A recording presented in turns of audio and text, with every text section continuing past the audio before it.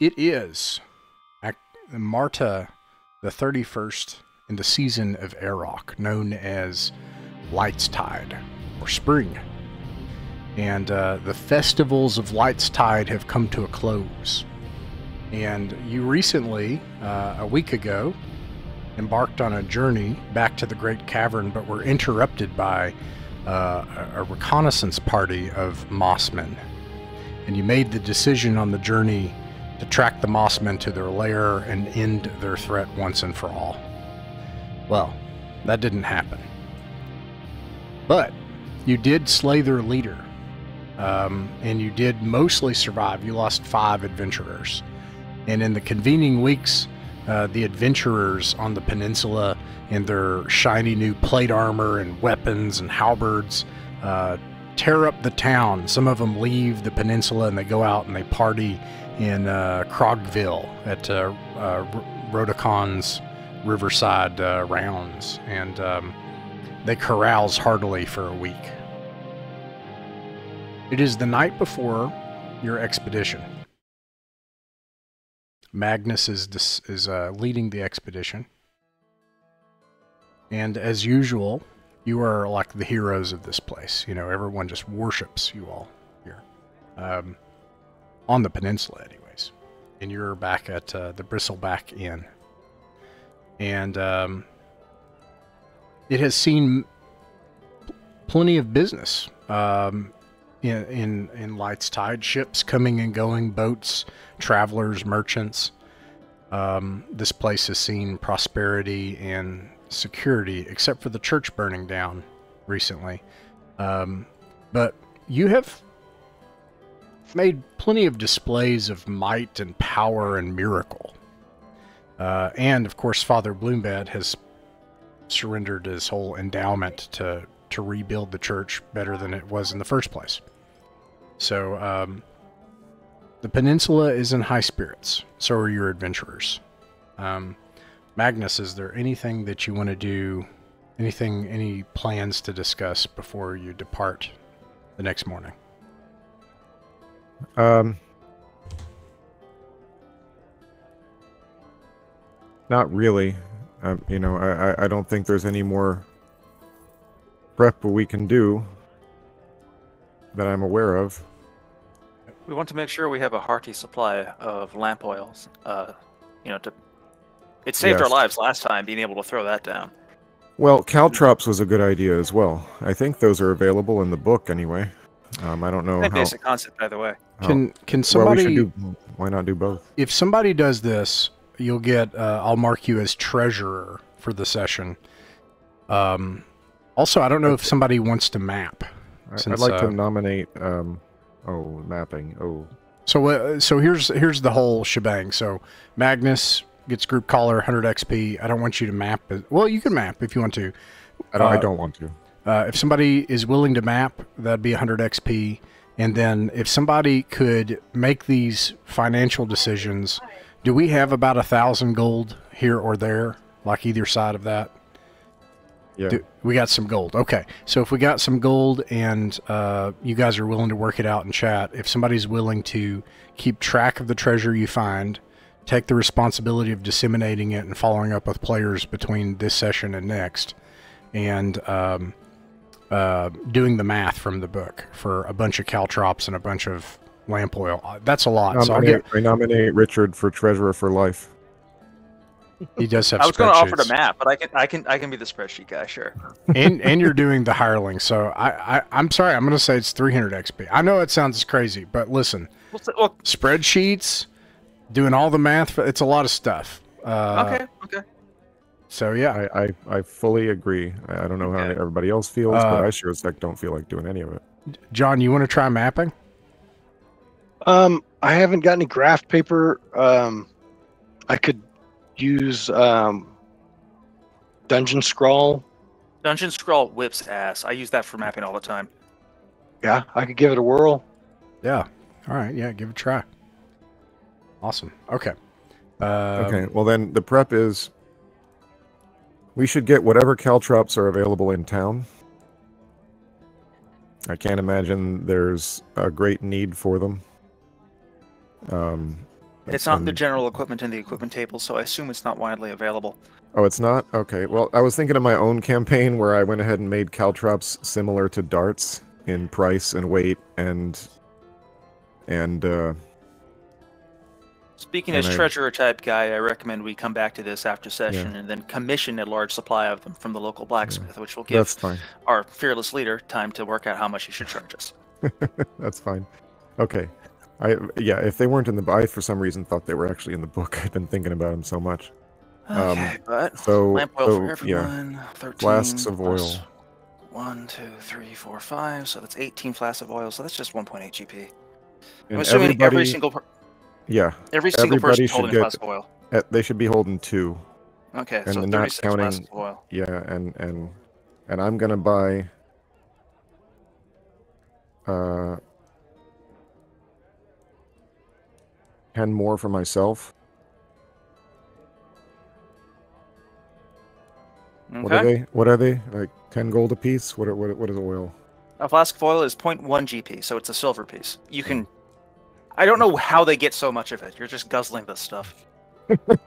More olive oil than you've ever seen in your life. Yeah. You want to try to scoop up some leeches from the riverbank?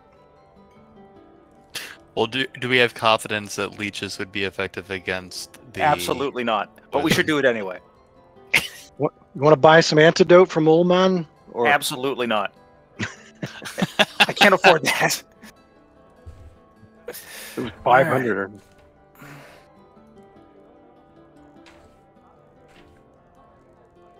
All right. What do you all think? Do you want to purchase potions from Ullman?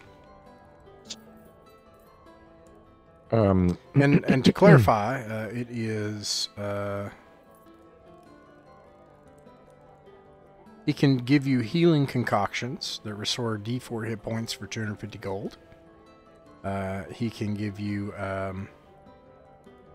the leeching is an option, along with other horrible things that he, as you just bite down on something and in a fevered state, gives you enough drugs to where you try to forget the things you see. But even attempting to do that is 500 gold. And it's an attempt, it could fail. That's something he does at his laboratory, though, right? It's not something we can take with us. Yeah, you would have to get somebody back. I think, doesn't Father Bloombad have, like, cure disease? Mm-hmm. Yeah, he's got everything. I do have cure disease. Is there, like, a protection from poison kind of spell, or...? Yeah, I have neutralized poison, but it's either neutralized poison or sticks to snakes, so you know which one I'm going with. Yeah, and it seems to be not much of a lingering poison, right? Am I remembering that correctly? And I apologize, the leeching is for diseases. For a poison, in a poison in this game, we're talking it'll just kill you, and probably horribly. And that's assuming it doesn't do it instantly. Which That's not necessarily true. Remember those giant ants we had to do a save versus poison? They did like 1d6 extra damage. Oh yeah, no, some monsters, they'll do it instantly. Other monsters, it will like do it after a certain amount of time. There's also some things you've encountered down there that like just begin to change you. And if you don't, and that can be treated as poison. Anyways, that he lists as 800 gold pieces for an attempt. There's a 20% chance of failure. He's eager to tell you about the process, but it's not fun. Sorry or go ahead. Yeah, you want him to tell you how it works after he's done it. You don't want to hear about it before he does it. I'm eager to tell you. Yeah. Well, Magnus is very. I love it. Magnus is quite curious. Okay. Well, when you go to his hut to ask about this, he describes a really barbaric and unsanitary and primitive form of blood transfusion where he takes a local livestock and flushes your blood out with using intestine as a form of IV and pours goat's blood into you. It's very possible that it could just kill you. you know, and make you septic or get blood poisoning. But if you survive, then he suggests that if you provide me with a human, on the other hand, that could make it more likely to succeed. Hey, ethics. while I'm thinking about it, what do you give me for a live goblin? He looks in the sack. No, it's worthless to me. Really? No, I'll get it away. They're widely available. I'm Oh, afraid. Glork. It's a buyer's market. I guess so. All right, let's go on an adventure. Yeah, let's do it. I just wanted to confirm real quick. It says sling stones are 0 gold. Yeah, you just pick up rocks. Okay, that's what I The figured. game I wanted doesn't to verify. distinguish between like purpose-made lead bullets. Like bullets. and stones. Yeah. Okay. Yeah, like I think AD&D, like Heretic doesn't AD&D. You purchase bullets, right? Yeah, they do 1 extra hit point of damage potentially. Oh, but you can still pick up stones. But they're okay, So it's yeah. it's a D3 plus 1 instead of just D3 or something like that. Yeah. Oh, I'm in the wrong spot.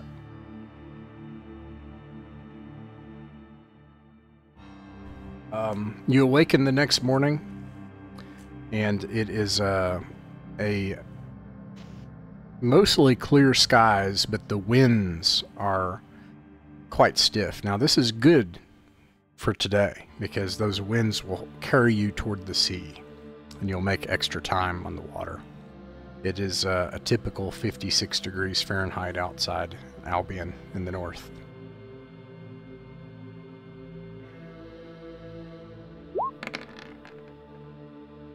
Okay. We're taking the keel boat, right? That was the plan. Yep.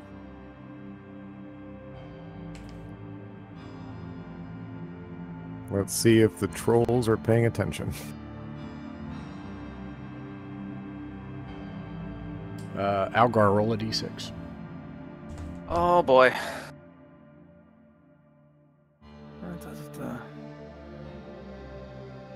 3, which is not a 1. In the afternoon, while you're sailing on the river to the east, you look, and this is a very swampy area here to the north, several miles after you leave the sandy river delta near Caden's Rest. Mhm.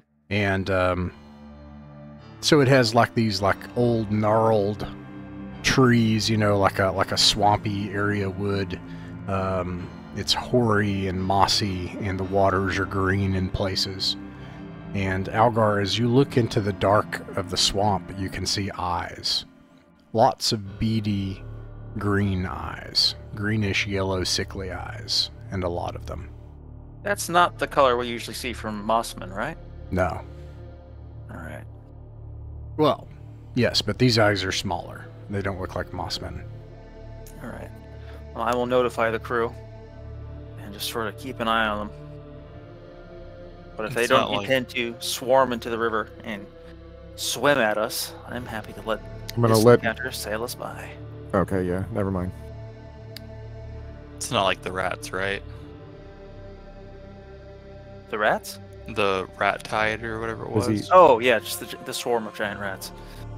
No, I don't think so. Does he I mean- point the eyes? Do you point the eyes out to us, or just tell us? Absolutely. Like, Oh, yes, I point them out. I'm gonna have a look at Glork's eyes and see if they look similar. These, no, they do not. Now, he has like monstrous kind of a mixture of like, you know, yeah, like, I don't know what to call it, like animal, feline kind of eyes. Like he looks feral too, okay? But, yes, these look like the vermin. They look like the giant, pony-sized rat things, when they're pointed out. Hmm. I didn't mean to overplay the green part.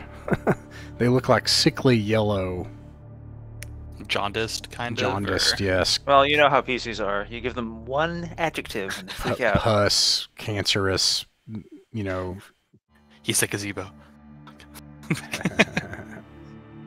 And, yeah, what's the plan, Magnus? Oh, move on. Very well. You I do. don't see any reason to With the winds, you make it just shy of the bridge of the old coast road before it becomes completely dark. If you hazard sailing in the dark, you could probably make it all the way to the bridge. How much of a hazard are we talking here? Do you have a keelboat operator? How do they feel about it? Your encounter, I mean, I don't think this is metagaming to say the risk of encountering something far worse. Basically, I had a +5 to a stepped encounter roll system if you're traveling in the dark. Okay, well then, no. Let's stick with good sense then and camp. Very well.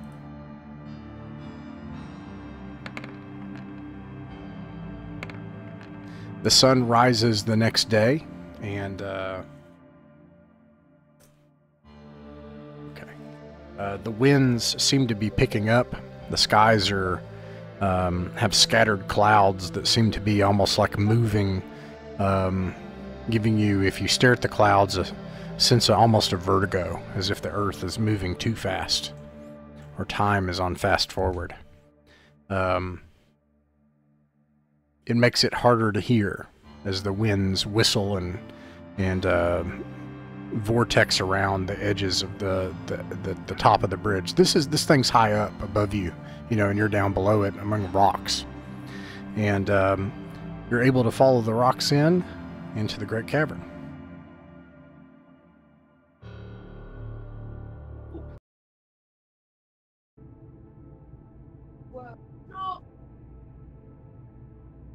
So, is there anything that we need to do where we are like beaching the ship or anything? Like, do we need to kind of ask the group, is like there anything that we need to do to kind of like set up a The fallback keelboat. position, or Just to add to that, what you usually do is you usually leave at least 4 people guarding it. right? And you don't have any mercenaries, so you would be paying adventurers to do that. Is there a keelboat crew? Oh yeah, I forgot about that. There is a. That's right. Yeah. Is Thornton among them? Yeah. The people paid into the estate. I forgot about that. It has a crew. Yeah. Thornton, Captain Thornton. All right. Would they do for a watch? Like, do they have? Absolutely. I forgot about that. My bad. All right, so we're all good then. Then let's form ranks now, I think, and just be ready for anything, and Hey. and everyone keep their oil flasks ready if necessary. Just to re-describe the area, Magnus, the caverns of this, or the roof of this cavern in places, just extends up beyond the reach of your of Father Bloombad's holy symbol, which I believe is like 120 feet. Just extends up into the darkness in places. In other places, there are stalactites that come down fatly. It looks like sometimes 50 feet across in places, and then narrowing, and then stalagmites come up to meet it in other places, and it just stretches on into the gloom. This seems to break physics, the fact that there is this cavern so great underneath this bridge. It defies logic that there is something this large here. And you see a rushing river current. This is actually exiting rapidly. The water is wide and powerful and icy cold. You think if someone were to try to cross this, the chances of them making it are somewhat unlikely. And the last time you kind of hugged into this cavern here ahead, just also as a reminder, this grid represents about 3 turns of movement every time we go one grid, or about 30 minutes. Right. Okay.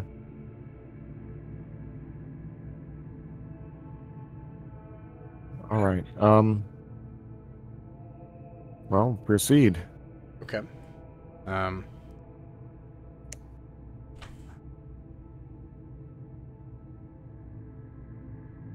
What just so we have it established, what is the oil distribution looking like? Ooh, 2 that's- glass of oil for everybody. Okay. I've got spares if need be, but I'm hoping, What's the fire rate on those, Ross? 1 per turn? Yeah, Okay. it would be your missile weapon. Okay. Algar, roll a d6, please. All right. 2. Close, but not surprise. Far ahead in the darkness, you see among the edges of the waters and rocky places eyes. You recognize these eyes. They are the eyes of mossmen. You see 3 of them. They see you all, and then skittishly run away among the rocks out into the darkness. Mossman. But this far from... I see Mossman in the darkness, but this far from Turlane's power. They've been Are they following affiliated us. with him? Perhaps so. Shall we pursue? Yes. Sure that they are going to warn Absolutely. their fellows. Is the intention to come up on them quickly and try to slay them? Keep them Yes. from fleeing? All right. He could be leading us into a trap. Yes, they could. But All the better not to follow them. Same ranks, though. Adventurers, get lined up.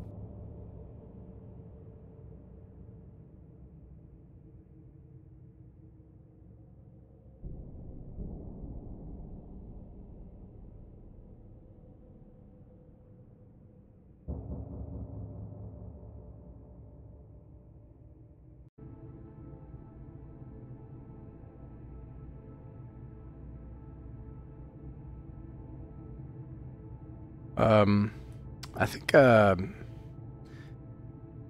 how do you like form up, get your weapons, kind of get in ranks, and then just do a double time and try to like run after them? Is that the plan? Well, can they be seen? How many feet away are they before we begin pursuit? Only Algar could have seen them. They're very far at the edge of Oh. Father Bloombed's light, so 240 feet away. Oh, well then... Are they across the river? No, they're on the same side of the river. And there's a limit to how far they can go. I can track them and we can pursue them at a leisurely pace. Or I can take the point and we can run pell-mell. It's daylight, yes? We're underground. Oh, I thought they were running back towards the sun, towards the outer world. Were they? No. So they were like in this area Yeah. and sort of heading So southwesterly? I'm going to Okay. scribble. So you have this river that forks as you come in. Whoa, come on, roll 20. Freehand, please. Okay. Don't know if it's gonna come on. Maybe like this. Nope. Okay, roll 20. Just want to draw, please. Oh my Drawing gosh. is forbidden. Oh, I see. I think I see. I see, yeah, shadows, I think. There we go. I think it will let me draw now. Okay, so the river kind of forks and comes in, and then it goes out this way. And you had the cave itself like this, and you came in this way. Okay, and then you came up here, and then Algar saw them at the edge of the light. I apologize, actually, this way. Okay. I misunderstood And then they went that way. where we were directionally. That's all. Do you want to revise your plan of pursuit with that in mind? Yeah, we shouldn't go off into the darkness, into the unknown darkness, running wildly. Yeah. Yes, by all means, track them and let's keep our wits about us. Okay. Okay. Your regular tracking check, underground, fresh. That'll definitely do it. All right. It's a trap. They were trying to lure you into a, you can see that a bunch of them are hunkered among the rocks. They're trying to circle around and pull you in assuming that you won't cross the water. If you were to try to bypass, there's probably 30 of them. If you're trying to bypass them, the only way is either hugging the rocks on the north end of the cavern and maybe dampening your light. You know, you can't have 120 feet of light and not be seen. Or you'll have to try to cross the water. And you're not sure how that would be possible. 30 of them. Yep. That's all the ones we didn't kill, right? That's pretty much... This is a completely new hive. Is it? I have to assume. It's farther away than the last one you ran into, the Matt. Yeah. Yeah. It well, feels like they were waiting for us, though. Unless I'm just... They just always operate this way. Do we have a spy amongst us, I mean? it's possible, but I don't... You draw your blade when you say that. Is there a spy, I mean, possibly? Perderi tries to keep it kind of hushed to the more senior members of the group, but like he definitely wants to voice that concern because it seems like we've been heavily harried at every path that we've taken, and it seems like this is a very large group to be waiting. I think this is just misfortune.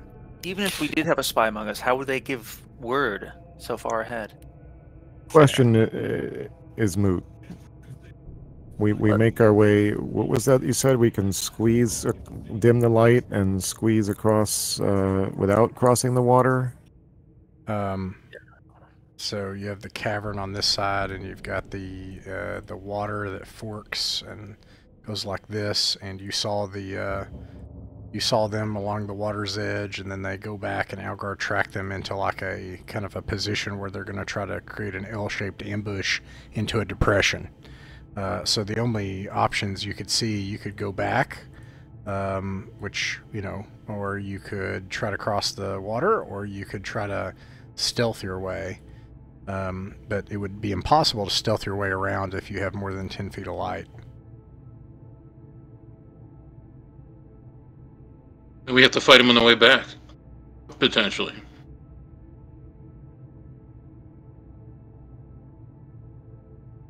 That is a lot. Suggestions?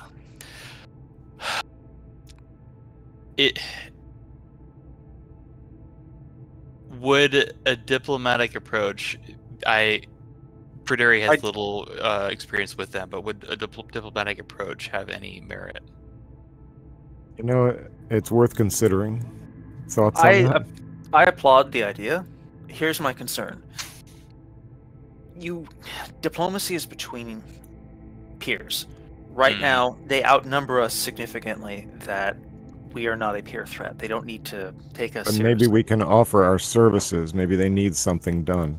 Perhaps so. But here's my concern, though. The last trolls we met, from what I was able to overhear from their communication, were of childlike intelligence, which implies to me poor impulse control, poor long-term planning, and a level of gullibility, which the gullibility might work for us, but they aren't likely to have like tasks for us because I don't think they think that far ahead.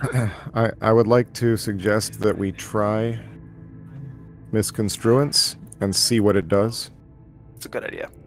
I have one memorized. To that. They seemed pretty eager to slay their own in the last time you used it, so yeah. Sometimes yes, sometimes no. Last time it made them start praising each other, trying to outpraise each other, which distracted them, but wasn't exactly what I was hoping for. Would your spellcasting reveal us? I mean, we are a known entity at this point. Those three that got away, so. Well, that depends. I have to get within 240 feet, I believe. The misconstruence is pretty subtle, right?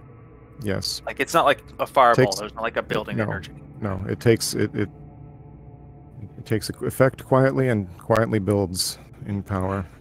I will also say you have to basically know where they are. That doesn't necessarily mean you have to be able to see them, but given how big the cavern is and how noise would work here and stuff, you would essentially need to be able to see them if you're 240 feet away.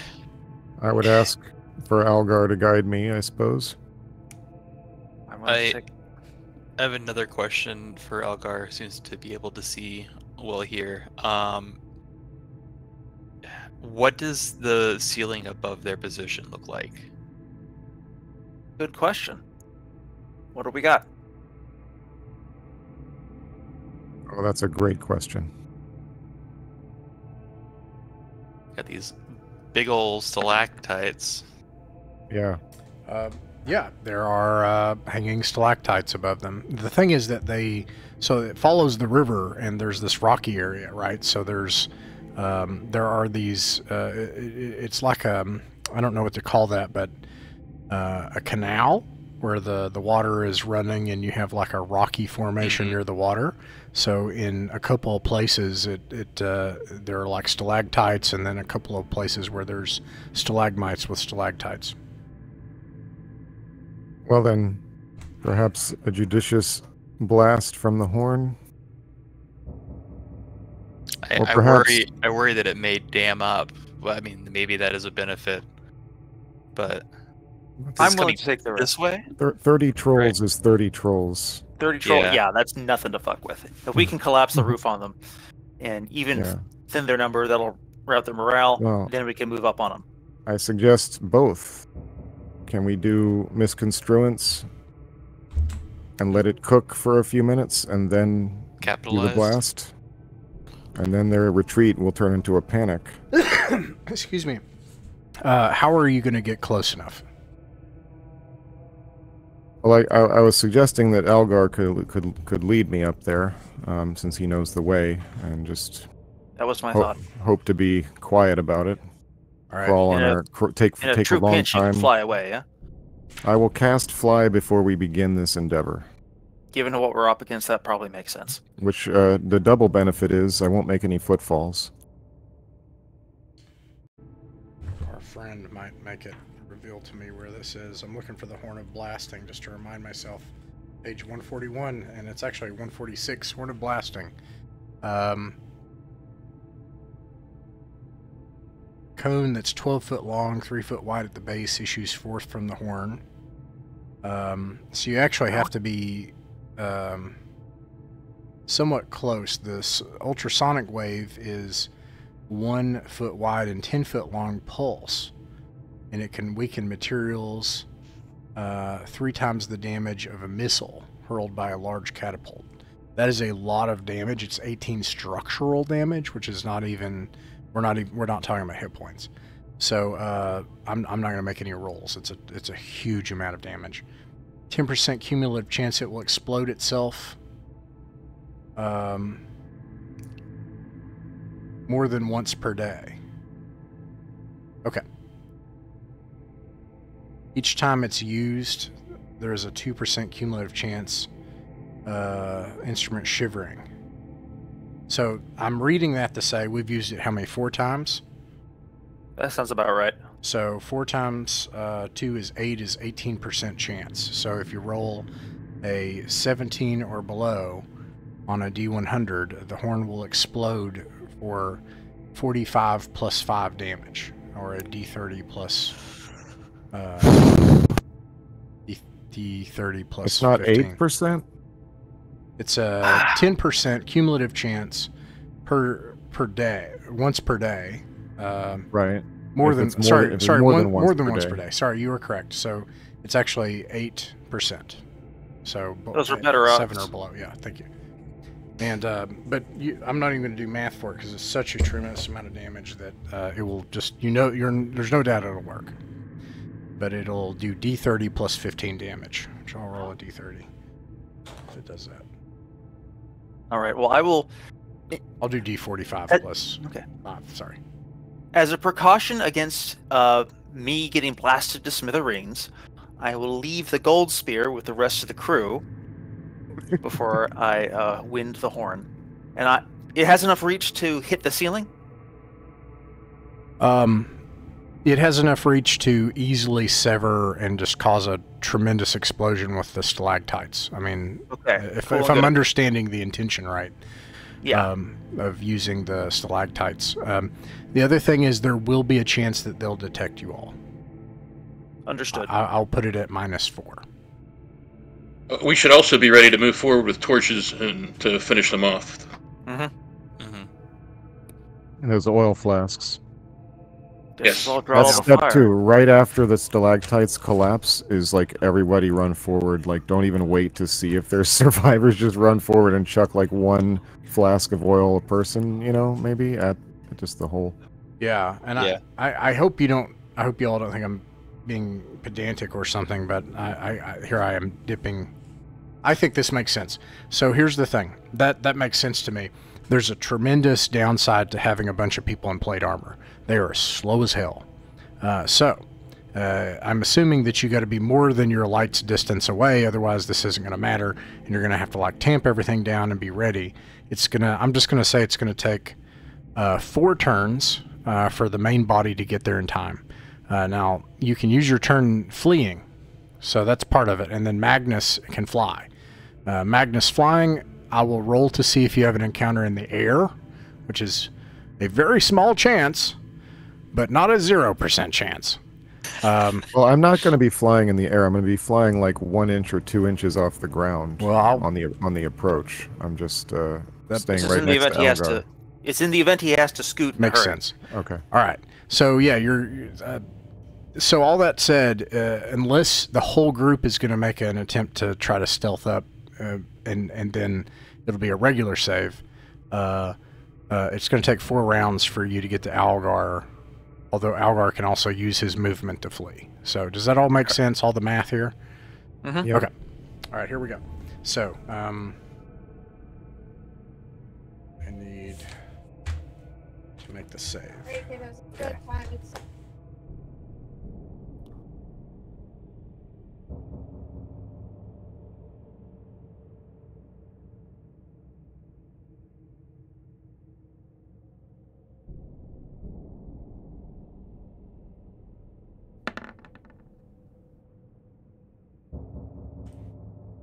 All right. Let me.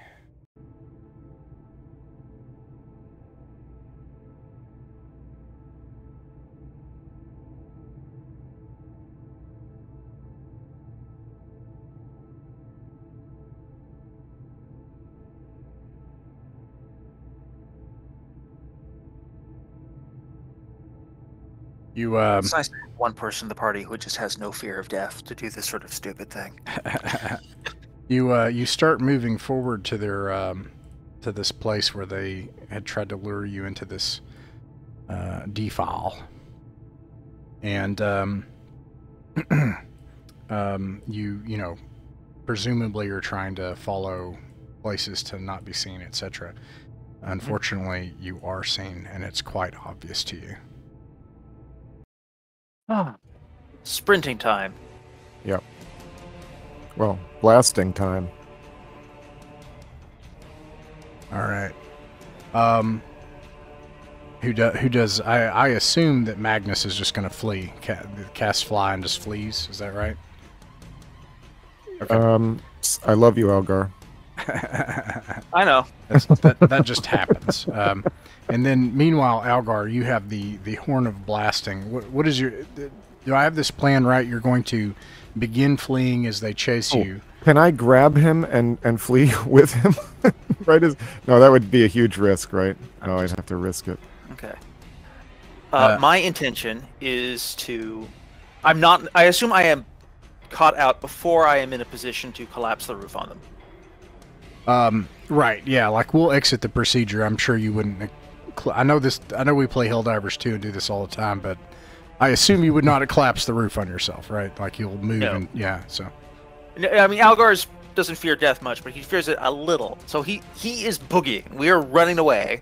I'm sprinting, and if I am carrying enough things that I am moving at speed, and I'm just going to drop my shield so that I can drop back down to speed 4. You can do that.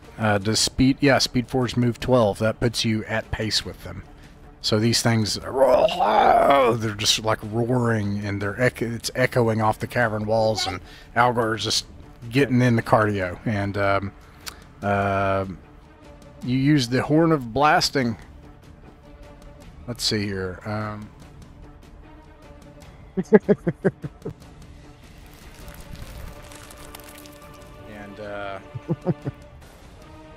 as part of just like fleeing and doing this at the same time, we'll roll to see how effective this is.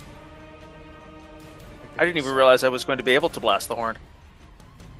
Yeah, I don't see any reason to try to adhere to the procedure in places where it doesn't make sense. So I'm just like, As you like it. Just getting to the parts that matter right now. Okay, saves.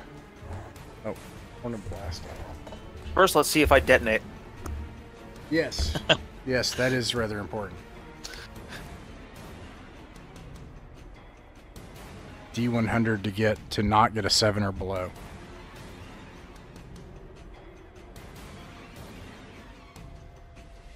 Thank God. Nice. 52.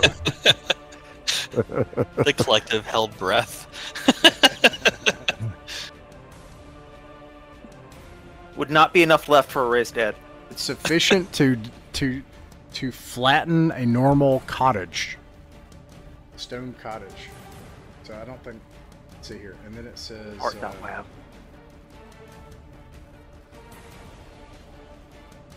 Tone of sound. So here's the thing: is the distance is the problem. You can only do 1 feet by 10, and you're bringing. So it's going to have to just be the rocks. It's not the actual blast, and then. So it's going to be the area and the rocks. So, yeah, it's going to be...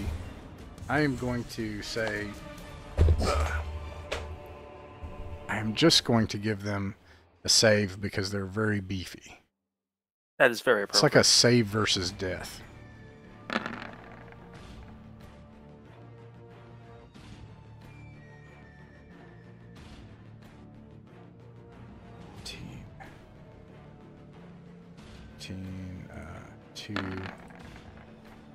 Okay, so let's see here. And then these will take damage. 1, 2, 3, 4, 5, 6, 7, 8, 9, 10, 11, 12, 13. 13 of them take damage. That may be enough to kill them anyway.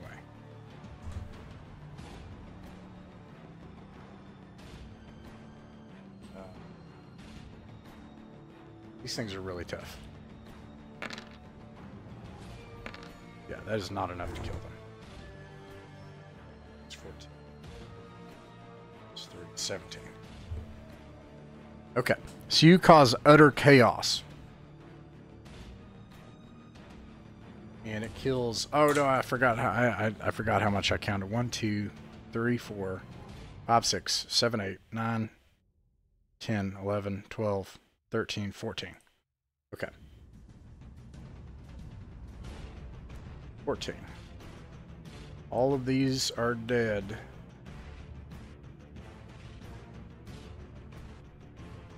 The rest are hurt, but still chasing Algar. But Yeah, it's our turn for an L-shaped ambush. you are, indeed, you are, you are keeping pace. So the really great news is that you all see this catastrophic explosion, you see the rocks fall on these things, and then you just see like a minor horde of these things, and Algar just like running in the cavern, tripping, falling, clambering over rocks, trying to get back to you all as fast as you can. Let me bring you all up. And Magnus. And then Magnus just like flying Floating like Superman. like it's no big deal. Let me get rid of these rocks. They're in the way. And what else was I going to say? I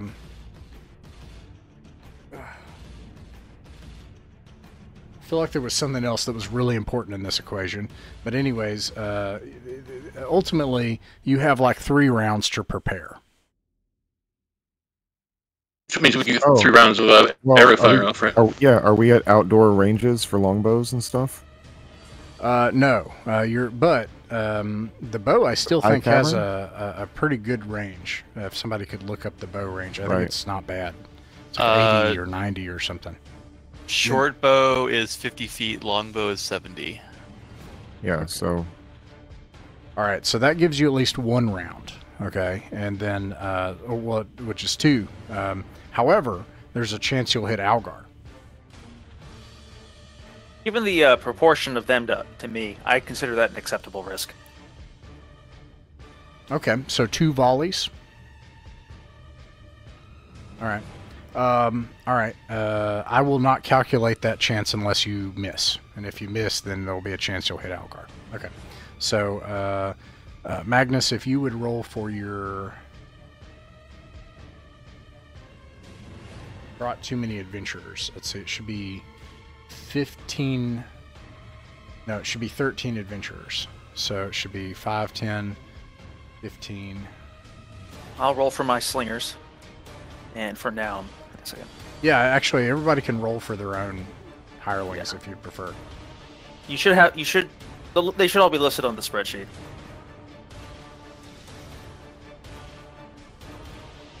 Roll 20 is crapping out on me. It's great.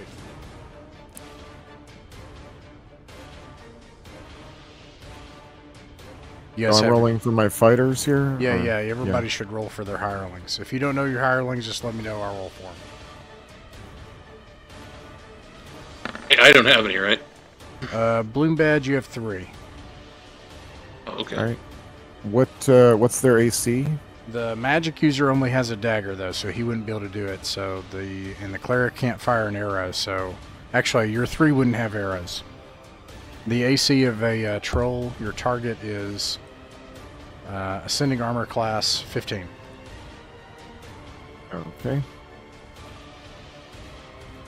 And Hit or miss. So let's see here. I'm going to see if anything hits Algar with that.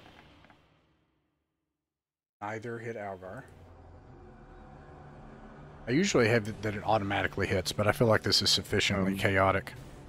okay, so I got 1 hit there, I think. Any unless misses? I have a +2 bonus on my attack. I'm One of pretty them has sparse at least cover +1. for 15 trolls. I have 3 misses. Either 2 or 3 misses, depending on if my fighters have a attack. I don't know. what they have. No, they just have what they have. Yeah. All right. So let's see here. 2 of them hit Algar. With slings, is that 1 or 2 attacks? Just 1 attack. 1. Okay. Algar, you take 4 damage from the arrow, and then how much damage does the Moss Man take? 6 from the one that hits. 6 and- damage. Okay. Right. Oops, that should only be 1d4. Sorry. All right, I'll just take the first one. Okay. Oop, ignore that one then as well. So Can Magnus get a spell off in this round as well, or? Maybe we'll get back to that. I just want to make sure. Did everybody fire their missiles?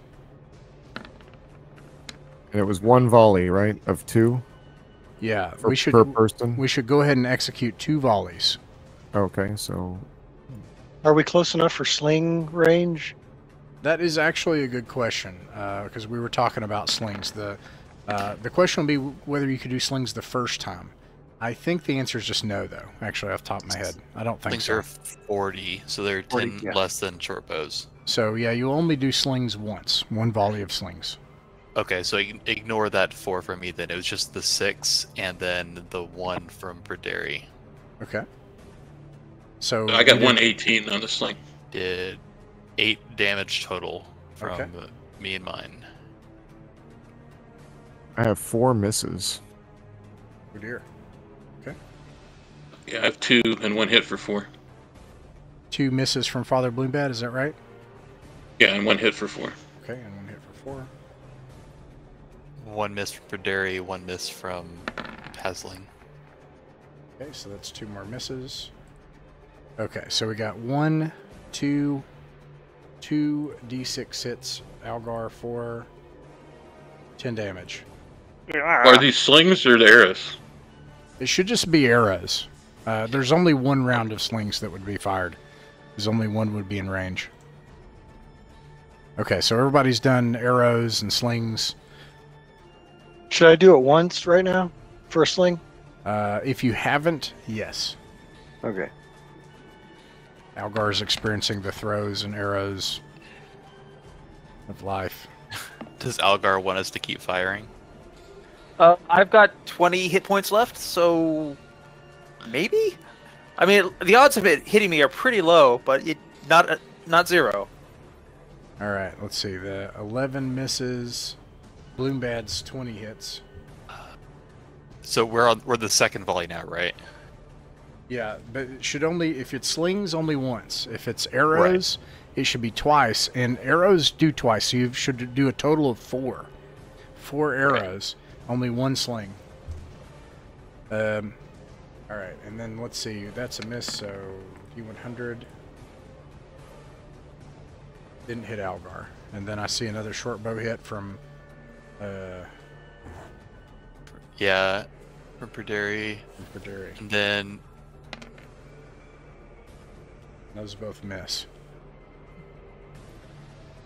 And that also misses. So a total of 3 more misses. And I'm gonna have 2 hit. This is sad. sorry. It's past time to declare for spells, but can I get a mirror image off? Hold on. 3 damage to Algar. I just want to resolve all of the missile fire because there is so much missile fire. So let's just make sure we get all that. Magnetic? How are I know, it's terribly sad. It's so bad and sad. Okay. I think that's it. So, that includes 2 things. A volley round as you see them running that should only be arrows. And then a second round, and that once you're in range, that includes slings and arrows. So, top of the round, declare spells. Sticks to snakes. Sticks to snakes, okay. Mirror image. Mirror image, okay. Web. If the person with mirror image gets attacked, you can remind me of the effect. And then Yep. web. Where are you putting web? As it stands, you could basically web half of them in place. Well, it's 10 by 20, so whatever that would cover. Yeah, I think it would. I think it would get half of them, and I'll say it's the larger body of half. Okay. Okay. So Would go ahead. No, go ahead. Well, would Merdigian would he know whether these creatures could be charmed or not? Could he tell? He would know that they cannot. It has to be a human size or smaller. I agree with Okay. It's in the specific description of the spell. Alrighty. So those are the spells. Magnus, roll a d6, please. Okay. House, or you guys win. You can go first. So let's see. You already fired missiles. So, but we'll just start a new round. Okay, so let's just not fire any more missiles at Algar. Is that fair to say? Well, Algar can move behind missile range during the same phase, can he not? No, because we fire missiles and then you move. Movement and missiles so. is the same, right? But the guys firing missiles are not moving. Algar's moving. If you're moving, move your token now. And I assume you want to set up a line here with your halberds and stuff. Is that right? Like that? I'm gonna go in the back rank for a turn for a change. Yeah. Let me look at make sure that you have enough fighters to actually do that. You've got a cleric that could be in a front rank. 1, 2, 3, 6, 7, 8, 9, 10, 11. Okay, yeah, you can do it. So you get a line of people with a group of pole arms behind, and the rest are magic users and stuff. Now, some of these were hurt but not killed, right? They all look hurt, and you can even see the blood coming out of them, and it looks like they were covered in gypsum or chalk, Mm-hmm. So, all right. So if we're done moving, they're gonna move, and they'll make it to your front rank. Time.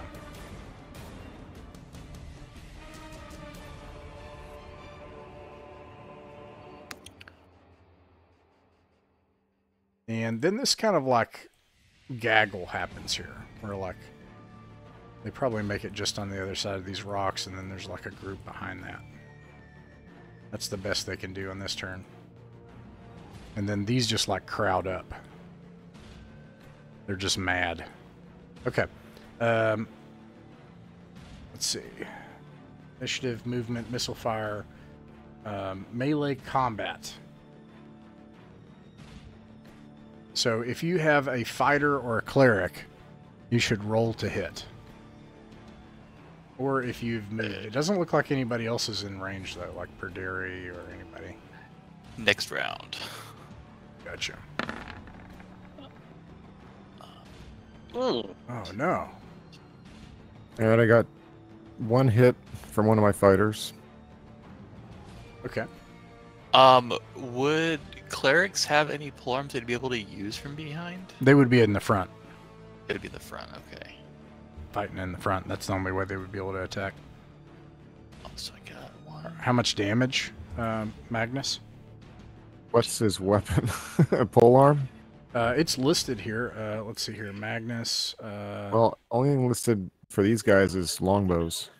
From the spreadsheet, anyway. But we would have bought everybody weapons. I think No, we bought it's- you've got polearms for 2 everybody. fighters that have longbows, halberds. I'll add the Yeah. halberds to the list. All right, so halberds is, I think, is it D8 plus 1, or is it D10? I can't remember. I believe it's- it's D8s. Yeah, Okay. I think you're right about D8 plus 1. And I apologize for Yeah. putting short bows on there. That should have been... Okay. All right, 5 damage from the one that hit. You managed to kill one of them, finally. Amazing. Would a level 4 fighter with a 14 roll hit? He certainly has a +1 attack bonus at level Yeah, that'll do 4, it. Yeah, at that'll do least. it. Okay, so that would be... That one has a war hammer, so it's a d6. For 5. 5 total, okay. All One of the right, clerics hits for 5 also. nice, okay. All right, is that it? And Can the snakes attack now, or is that next round? Yeah, they can attack. I assume they probably four- like slither underneath them and then come back behind them or something. Yeah, I got 4 poisonous and 2 regular that are gonna, like, you know, do distraction for the poison ones. All right. Snake. It looks like 1 hit. Okay, one of them hit. All right. Save versus death. Fails. Manages to kill another one in the back rank. What's this guy doing? No. I'm not going to cheat. Run to the litter. Yeah, Oh. I don't, if he... I'm not going to cheat. I don't know if he was supposed to be up there or not. Okay, so... all right, so any other spells? I know we got mirror Well, image. Web should go, yeah. Okay. If you web these, you'll be able to get half of them. It'll look like this. I'll get like a gray. It'll look like... Oh, that's not good. Let me do like a... I don't know. I'm going to say it's a pink web right now so we can see it, you know. I'll take it. Okay. Bam. You web like that flank, saving Algar as he flees back, wounded, arrows sticking out of his armor. At this point, I'm going to go ahead and make my morale roll.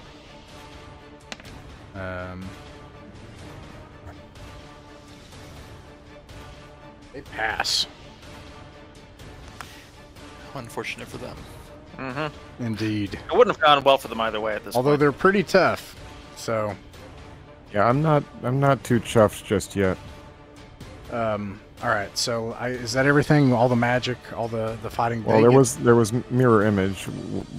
I don't know if that. That's just if they get attacked. Okay. They make... They made 2 mirrors of themselves. Let's start with just the claws along the front line. There's, let's see. By the way, is anyone else getting their dice animation completely divergent from what's being displayed? There's a dice animation? Okay. Yeah. Never mind. Do you see any die on the screen? No, it doesn't matter. It Okay. doesn't matter. This is a distraction. I apologize. It's just Yeah. weird. No, I see a 1 and a 20 right now, and another. Or We're all no, good. that's showing me the first result. Yeah. That's weird. Good thing you got that plate armor and chainmail. That was a good decision. Oof. It is We paying love our off. blue guys. So right up front, I just go all the way down the line as far as who hits. One guy on the far left takes 7 damage. It's going to be the first big heavy fighter I come to, which is going to be a cleric with AC 14 that has 4 hit points, and he is toast. He gets smashed upside the head with some claws. That's Perderi's cleric Ioganan. That's right. Yeah. And then we got and then. Yeah. we got let's see, 4. The other one is just 4 damage. Let's see. The next one to get hit would be Paisling, who would take 4 out of 21, so she would have 17 left. Mhm. And then lastly, you would have just 1 point of damage, which would go to Odrin, for who would have 3 hit points left. Nice. They survive. Actually, I apologize. They still have 4 more attacks. Wait, Odrin took how much? 1. 3? 1. Right. Gotcha. Yeah, 1. And with that, going from left or top to bottom again. Let's see. That's a claw attack, or not claw. The bite attack for D8. So at the top, that would be Pageling would take 1 point of damage and go down to 16, and then Odrin would take the remainder of his hit points and go down. Odrin would go down. And then the next one down would be 5. Be Dobarku for Algar would take 5 of his 8 so he'd have 3 hit points remaining. Wait, he has 8 hit points? That was never actually specified how many hit points he had. Yeah, he's got, let's see, 8 hit points. Dobarku has 8 hit points. Plate and shield. Okay, good to know. How much did Naum have? Naum has 15 hit points. Gotcha. All right, let's see here. So, yeah, and top of the round spells. Web. Web. Okay, again, and then no other spells. All right, roll a d6, Magnus. Sweet. Nice. You all are house wins. You're able to act first. And yes, the dice animations are not tracking what I'm rolling either. Yes. Roll 20, man. It's special. It's something. I don't know. The spaghetti code on this thing. I don't know. I don't know. Okay. Top of the round. Spells, initiative, movement. If anybody's moving, you can do that now. That's a good idea, because then he's not going to be able to move. This one's going to come around. Actually, he's going to be able to fit in the same grid. It's just going to form a line like this. And... Alright, and then the next thing is melee combat. Your target is AC 15. Alrighty. Which one of these guys is Dabarku? I'm kind of going top to bottom, so Dabarku would be, let's see, 1, 2, 3, 4. So it'd be 1, 2, 3, this one right here, yeah. Alright. 20 for 6 damage with a bastard sword. And that one, which one is that one that did that? Perderi got the 20, and then Pasling got the 19. Okay, Perderi, you managed to slay one of these things. It's not webbed. And then Pageling got the 19? Yeah, for 4 damage. 2, 3, 4 damage. She manages to kill one as well.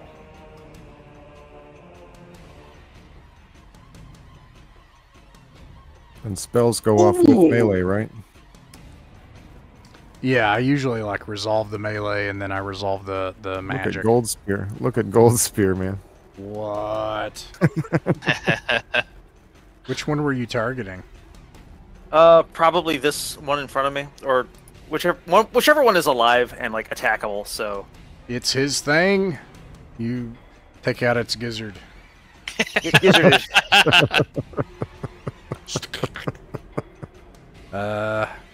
All right, and then I see a 15 hits with Father of Bloombad for the snake. So, Yeah. passes. Oh, All right. And then the clerics hits. One of them and hits. Holy for 2 damage. is showing a 2. 1 on my screen. Yeah. Okay. All right, let's see.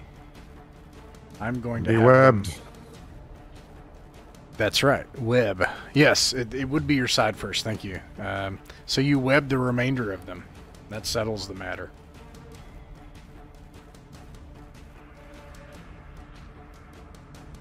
And these things are terrified, but full of hate and anger. Can Algar get enough range with the Gold Spear to de-gizzard them? Is your intention to kill them? Well, yes, I would like to execute all of them while they're webbed, unless there's any serious objection. I feel like getting that over with quickly is the best compromise we can make between decency and necessity. Decency. Oathkill would like to hammer their faces quite into the gizzard all the way through. So here you all are, you're like smashing these skulls in and driving spears into these creatures, and you hear the cracking of bone and gristle and the screeching of animalistic monster noises echoing in the darkness. You're covered in filth and blood. Algar, roll a d6.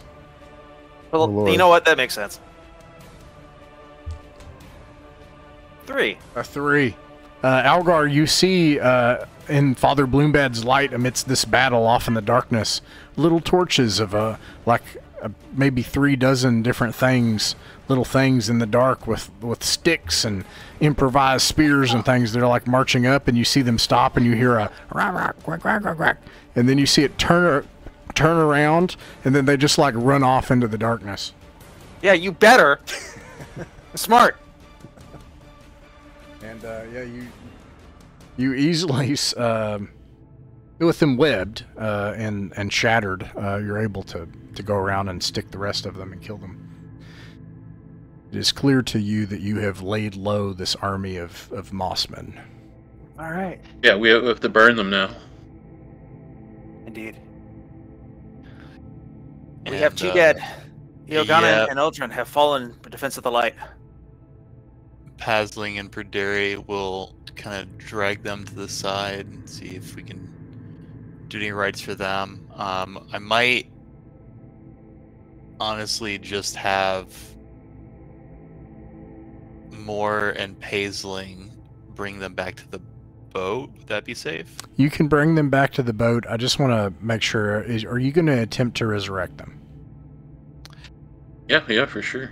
Okay, if you're going to attempt to resurrect them, can you please remind me at the end of the session, especially 5 or 10 minutes before, in case I forget, so that we can see if they survive. Yeah. Okay. All right. What a mess. I don't even know how to clean this up so that I can prepare for the next one. Let's see here. I'm just going to pull you guys away from this. I know Jay isn't here. I just don't want to keep... Let's see here. All right. The rest of this I can just get rid of.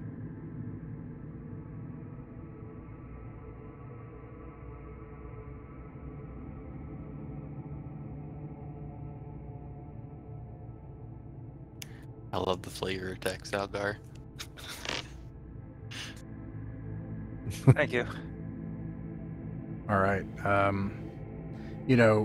If you want to create a pyre for them and drag those 2 bodies back to the back to the boat, it's going to take you about an hour. I think that's worthwhile. Is it, or do we want to continue on? I mean, We can just pick them up on the way back, right? We Yeah. can cover them up with some rocks. If you leave them here, something will eat them. Not necessarily. There's all kind of burnt troll flesh for them to eat. your snakes are still active, yes? For an hour. Are you going to send them further ahead, or are they... I don't think it'd be very efficient to have them safeguard some corpses. I mean, even if they get eaten on, I can still raise them tomorrow. Hmm. Only if they get fully devoured that we can't. I mean, or if they are picked up and carried away to be eaten more later. As Well, animals how would much want to much do. of a delay is it really? How far for us to carry them back? These are Is that our an hour? comrades in a state of utmost vulnerability. They died for us. We An owe hour it is to fine. them to take it seriously and to ensure Yeah, their we'll safety. take the time. We'll take the time. all right. So we lose the snakes, though. Yeah, that's okay. I feel like if the next fight is anything like that, if all the fights in here are going to be like that, we may want to consider going somewhere else. No, we gotta end it. Well, we Ugh! just got rid of a major threat. It's true. Yeah. Was that 3 dozen little gibbering little beast men Yeah. that went off? Yeah, Those like were- Plork. Yeah, they were like Glork here. Which way did they Oh, go? well, I'll just send my snakes after them. That's a good idea. Yeah. It's a shame they're so like that, and so not conducive to Pragmatic. discussion. Magnus, roll a d6, please.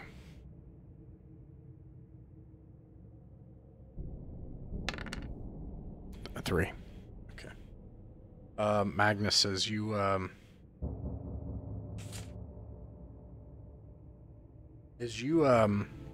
you know, I probably are helping with this. You're very strong.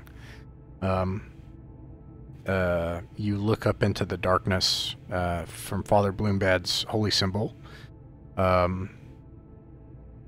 as this work is being done, and you can see what looks like to you, Magnus, several humanoids, nearly a half dozen, clinging with clawed hands and muscular forms. They look like 7 foot tall, like muscular humanoids, clinging on to the edge of stalactites hanging up above you. And at one point, one of them like unfurls big leathery wings and then like flies off into the dark. And then once you see them, they kind of crawl backwards out of the light behind the stalactites. I'm okay. I heal 7 foot, Algar. 7 foot tall Yeah, they just look like real big, humanoid, real big dudes. You know, like real muscly. but with wings. Yes. Okay, I'm going to tell everybody to cover their ears. What is the matter, Magnus? You smell something? Maybe. And then I'm going to speak in the chaotic speech and say, what would you have of us? Interesting.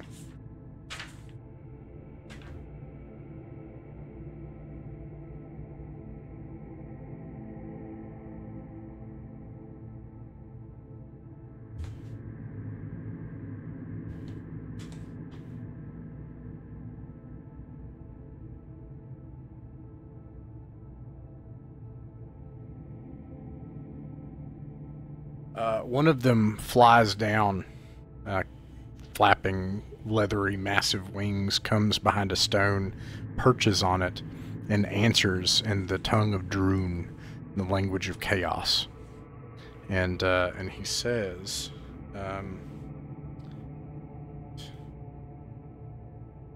he points. Let me see here. This way. off in the distance, far off in the distance, into the dark. He says, I remember the time long ago, the last time your kind came here, gleaming in armor and gleaming razor-like edges and arrows and swords. And we slew you then, those who didn't turn and become something else. If you have come for him, we wait to finish what they started. But if you are wise, you will not come to our home, and you will leave us in peace.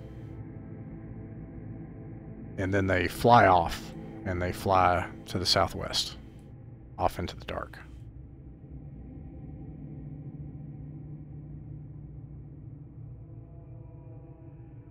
I'll relay that message, such as it is. That's the closest thing I've heard to a peace offering down here in a long time. Just more proof of their fear of us. Better to be feared. Better to be feared than loved. Do we know? Certainly by these. Say again, Braderi? Do we know of who they speak? I can only assume they speak of the last Chaos Temple, the one we came to assault. And they're speaking also of the Army of Light. They may. Are we certain they're affiliated with the Chaos Temple?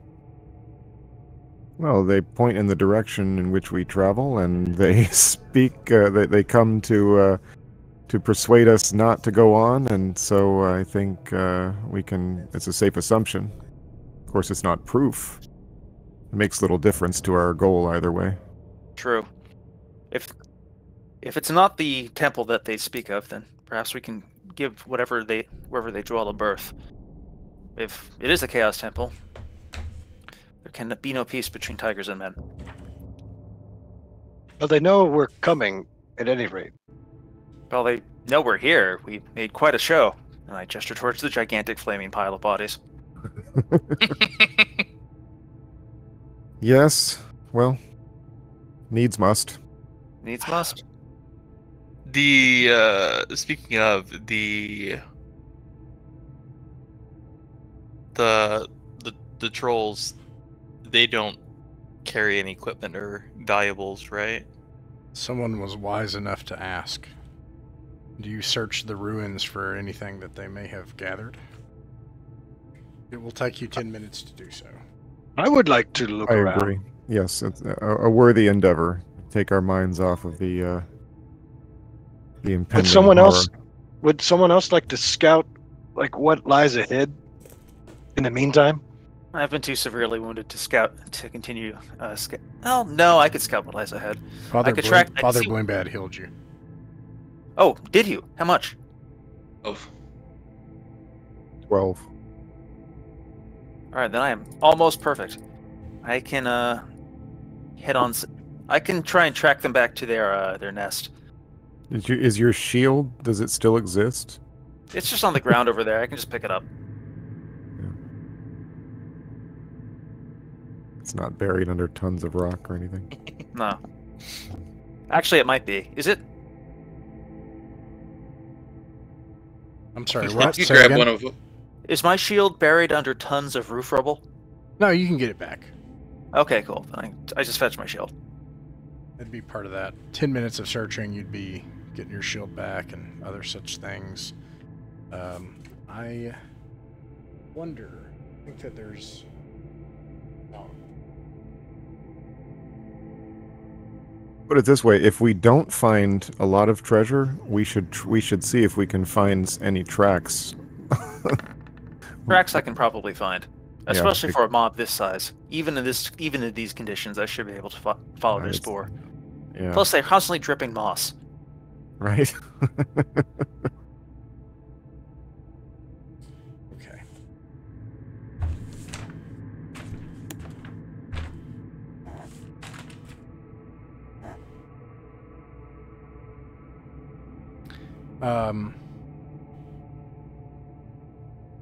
It does look like they have carried a bunch of stuff with them.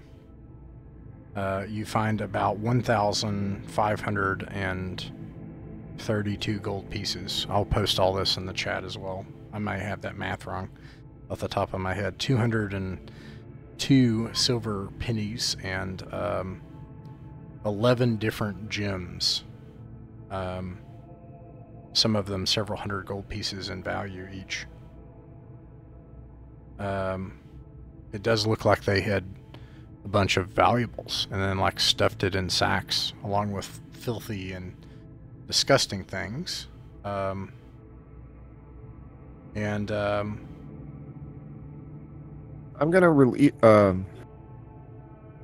I'm gonna dump Glork out of the bag and just have him, like, I really don't care what happens to him. If he wants to run off, I'm not gonna release him from the charm, but he can maybe serve as an alarm system of sorts, and I'm just gonna have him just nose on ahead a bit. okay. And yeah. And to tell him to keep quiet and keep to the shadows if he can. Come running back if anything scares him. you find books. Most of them are rotted and wet, many of them ruined, but some of them still have pages that are discernible. Oh. Oh. Interesting. Among Or the oh, sorry, go ahead. No, yeah, you're good. Go ahead. Magnus, assuming that you look at the books, it's quite infuriating what these beasts have done, because you can tell. I think you have to make it back, but I'll tell you in advance, because either you're going to die or you're going to make it back. That'll be one of the two outcomes, right? So, like, skipping ahead here, you make it back, you find out these books, most of them are utterly ruined, and that's really bad, because some of these things you can tell would have been powerful spells, and these beasts have like just destroyed them, ruined them. Let me see. 1, 2, 3, 4, 5, 6, 7, 8, 9. I'm gonna see how many books are ruined. Oh, oh, you no. you got to do that. Oh no! You got to do that. This is the cruelest thing I've heard all day. This is amazing. This is amazing. A special torch. This is what. Do you want to know what was ruined as well? Or Of do you course. I wanna of know. course. Yes, of course. Okay, here are the books that are ruined, and then the things that I meant, and you would find this out when you make it back. Charm Person, Magic Missile, Sleep, No problem. All right. Invisibility, Mirror Image. The invisibility hurts. That one hurts. The things that are not ruined: Fly, Lightning Bolt, Oh. Stinking Cloud, Charm Monster, Oh. Well, that's a level 4 spell. I can't even learn that yet. and Dimension Door, Oh my. and lastly, Feeble Mind. Oh. That lightning bolt. That's There's some bangers. that's enticing. That's Oh, enticing. Feeble Mind is deeply All right. cursed. Well, I That's will. dark I magic. will. That will carry me. That will carry me through the session. The hope of a 75% roll on lightning bolt. Yeah. All right. Don't let me Let's forget move that. on. So we have System Shock and learn spell rolls before the end of the session. I'm very curious to see it. I'd love to see those. Okay. Now, I want to double check the numbers. It was 1520 gold pieces and 202 silver pieces plus 11 different gems. Yeah, and I will have to give you the specifics in the chat. I apologize, because I might be wrong on that's the fine. gold, and then I have to get the specifics for the gems. Mankind was not meant to speak and memorize very large numbers out loud. That's why we invented paper. I will tell you, I think this is maybe something Algar might be able to tell. It looks like they hastily took a bunch of the stuff they had, rammed it into sacks, and then left. So they were on the move somewhere. This was like them in the They were process of following us. leaving. They were I'm not. I haven't You're let go right. of them following us. I didn't. No, I was assuming this was I was pretty convinced this was a coincidence, but I am thinking better of that because They could see us traveling on the river. They ran ahead and set an ambush for us. Those little... Oh, man. What a bunch Well, of... remember, they have a devious mind commanding them. That's true. What a time. Hmm. All right, so the cavern looms ahead of you into the darkness. Where do you go? Do you continue? Do you kind of stay close to the edge? Do you go out into the open, among the stones and rocks and stalagmites, or do you stay close to the river, I guess? Or do you try to figure out a way to cross it? Do you go back? Mm-hmm. Yeah. No, I don't want to cross. Don't forget, so Glork is running on ahead, and staying as quiet as a little goblin can be in the tunnels, which I assume is relatively quiet if he wants to be. So since the thing is, if he does come running back to us, I don't expect him to be quiet, so I don't see any reason for us to be particularly, staying close to the walls or anything. I think it's better for us to be, ready for combat should it come, and just move on forward as we are. Question about the rock fall. Did any of the rocks fall in a way that would possibly make the river traversable or more traversable? No. In fact, it sort of reveals that the river is very deep and very strong. Okay. A good question, yeah. How wide across is the river again? It's maybe 30 feet, maybe. In places, 40 maybe, when it's really super wide. So we may need a canoe to run a rope across or something. Yeah, no, I was thinking, could we build a bridge? But that sounds basically impossible. Fast-moving, ice-cold water and pitch darkness? No, thank you. All right.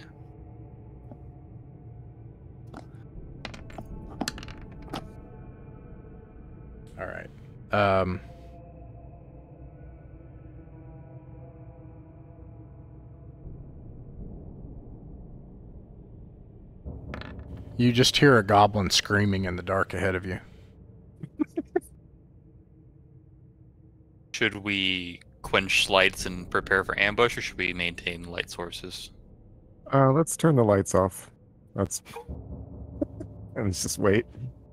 I mean, by turn the lights off, it really just means ask Bloombad to cover up the holy symbol for a minute and see if Lord could come running back, or he could just die, I guess. Oh, we've got a few spare continual light spells in effect at this point, but yeah, we'll cover them up.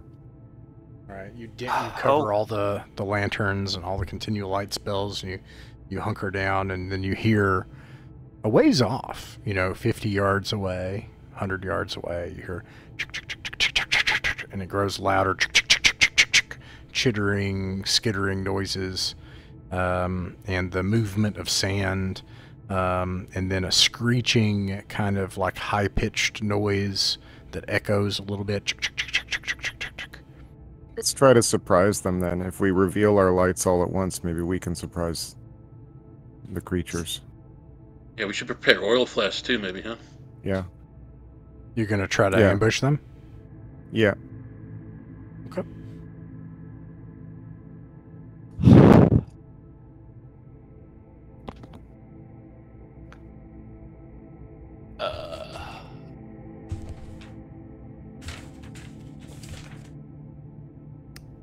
More can cast light, if that would be helpful. Flashbang him or something. Good idea.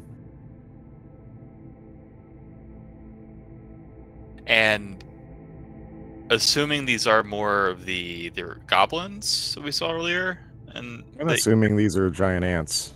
Oh, that is a very good point. Huh. Because I think goblins would have made a lot more noise than just one goblin screaming. Last poor Glork. We knew him well. Yeah, well. All right, not that well. So you're going to cast light and open up the continual light at the same time and try to surprise them, is that right? Yep. Okay. Cool. All right, you cast light, you do that, it kind of sets off a flashbang grenade, and they rear up and screech, and you surprise them, and you get a surprise round, and you can declare spells. Sleep. Sleep, you do that. Okay. All right. And then any other spells? Only thing I got left is Charm Person. All right. Roll a d6. How big are these big ones? Oh, I'm sorry. They are. Are these big ones bigger than the ones we saw before? They are bigger. I mean, you've seen a couple of these before. I just didn't have these little tokens for them. They are the big ones, though. They're about the size of a horse. And then these are like the size of like larger than a dog. All right. So let's see. If you are firing a missile, roll your attack, please. You are within range, whether it's a sling or an arrow. Your target is ascending armor class 16 either way. 1 hit out of 4 arrows. Sad. Haku doesn't hit anything. A hit for 2 damage. 2 damage, okay. So I'm just gonna roll 9.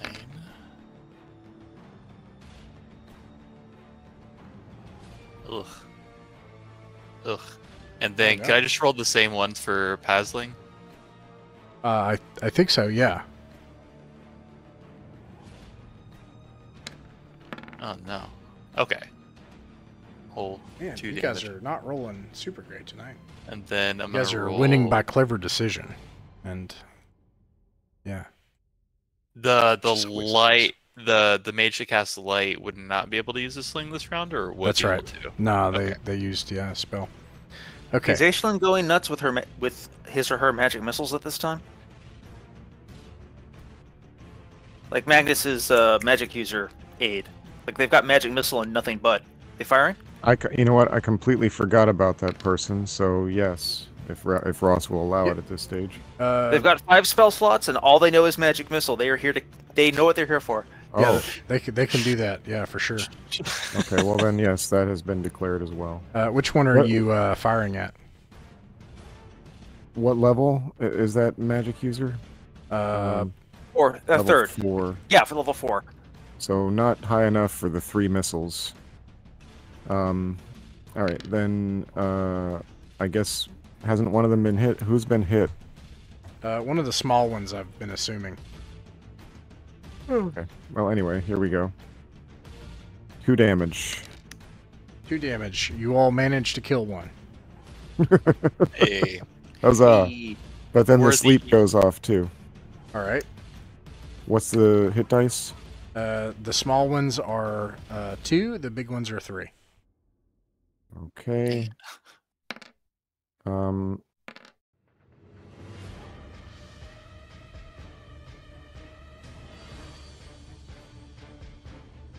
Give me just a second here. Okay, 2d6. So all the small ones fall asleep. Do you want me to roll for both the sizes? Yeah. Let's do it. Okay. That's 1d6. 3. Okay. This one's gonna flee if you allow it.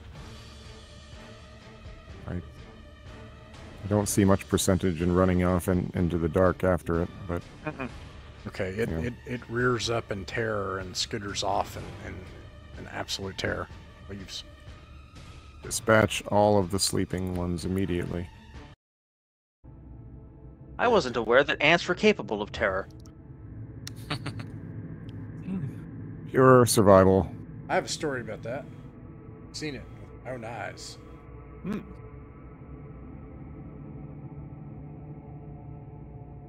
Or at least the this time we can try to remember to bring back something about these things to hopefully work out some plan of attack or anti-venom or something.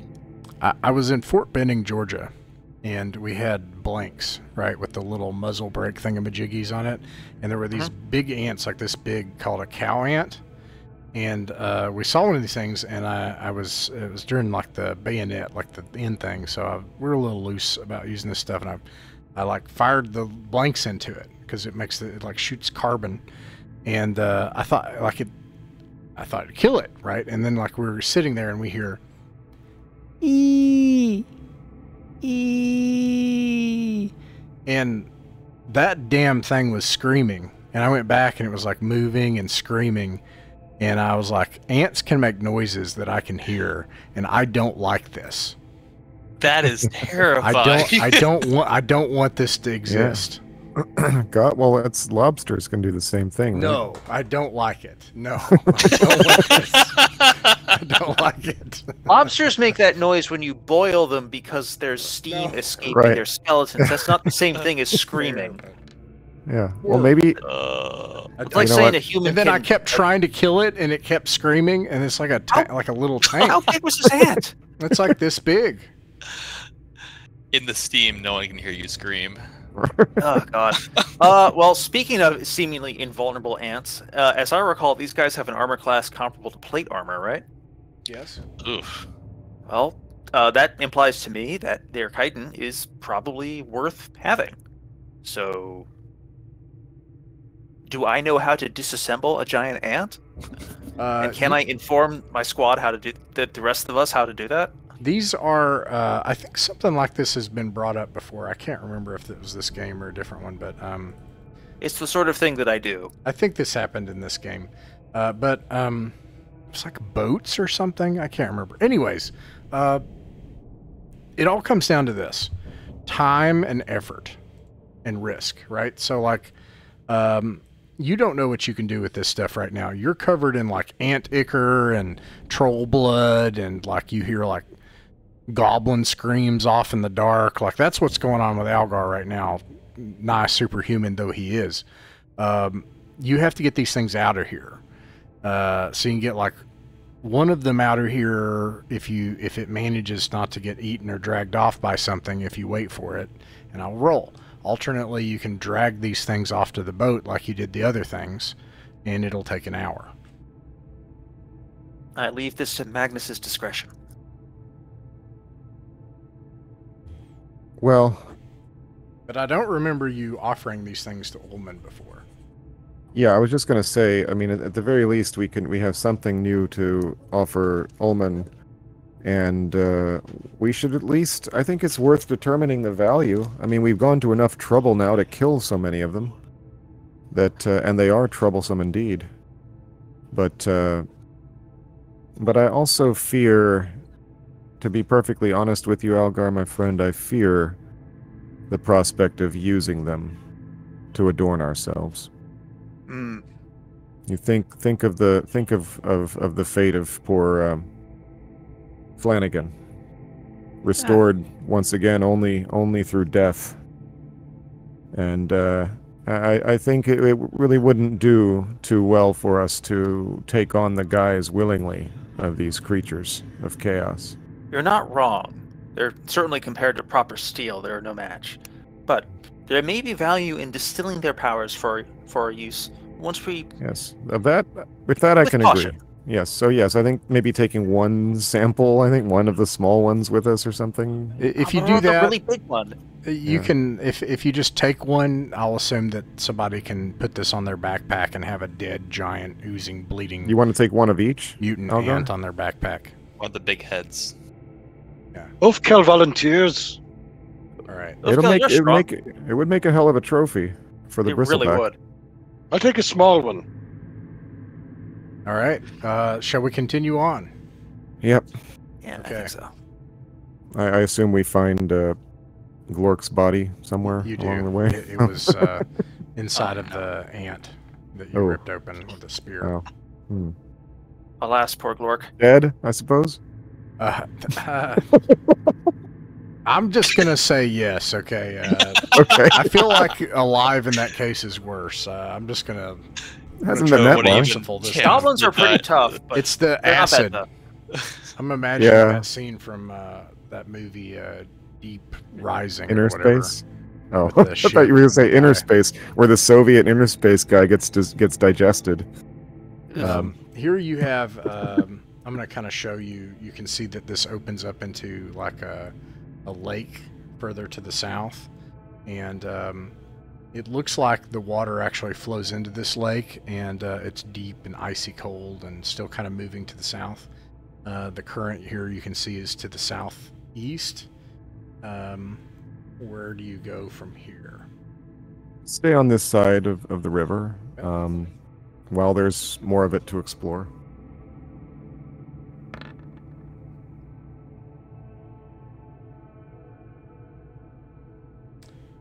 Let's see. If when we make another trip, ropes and tackle and other things may be beneficial. I agree. Yeah. Your proposal to like float across on like with ropes in a canoe is actually a pretty clever one.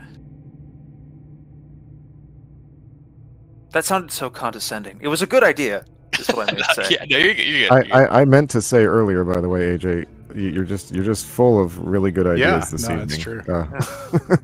They are good. I'll be completely dry next time, I'm sure.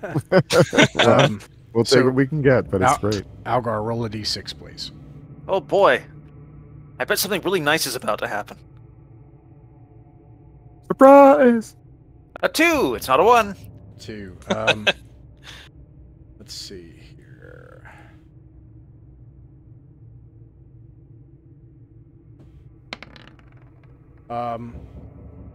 So in this corner, you can see that the cavern goes on, follows the river in a narrow area into some other cavern, into some other place. You could probably find some other part of Rappan Athuk, but in that direction, about 70 yards away, you can hear the skittering of more of these things, and they hear you, and they are quickly rushing towards you.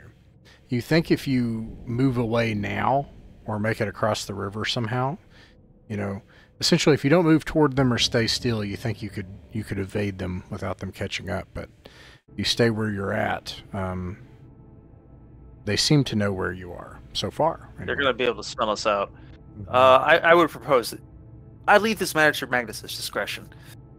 Yeah, of course. Look, we didn't come down here with all these flasks for nothing. Okay, so let's throw down a line of fire when we know that they're going to be within, like, right before they get within the 120-foot radius, and then start, and then I'll cast sleep. I'll cast sleep again at that time. Sounds like a solid plan. There's also on the retainers. Or do you want to maybe douse the light and ambush them again? Same old thing. So you got another light spell? Catroin and Damnate both have sleep. So. Oh great. Okay, well then I don't have to use a scroll. Even better. So are you gonna lay down the line of the fire break kind of thing, like you did before? I'm reconsidering and thinking we should shut off. Or they know where we are, right? Like they're not going to be surprised by us. Yeah, they can see our light. They're operating by smell, even if they can't see our light. Okay, so yeah, fire break, and then let's have both those guys cast sleep at the same time if we can. Okay. So I'd like to ask for information because I have a level 1 magic user in another old school game. I'm not too familiar with old school magic users. Looking at level 3 magic users as 3 level 1 slots and 1 level 2 slot, would I have to declare which? I'd have to declare which spells are prepped for which ones before, right? How many spells does he know? 3 spells. Moore knows 3 spells. She knows Charm Person, Light, and Mirror Image. Yeah. So she's cast Mirror Image once already, which is a second level spell. Light once. And so the only things you might as well assume that the other 2 slots are light, since the other ones she knows. Whatever. I'm just throwing out what I. Yeah, I'm just asking. Yeah. No, it's a great question. I can explain later, but the spells you see are what you have. Okay. So, but all right. So you lay down this fire break. This happens. You throw out so everybody can subtract, from all of your hirelings and all your people one of your oil flasks. It delays these screeching ants, and you can cast sleep. Let's see if you can get them all asleep. However many sleep spells you use. All right. So it's 2d6 for the little guys and 1d6 for the big guys.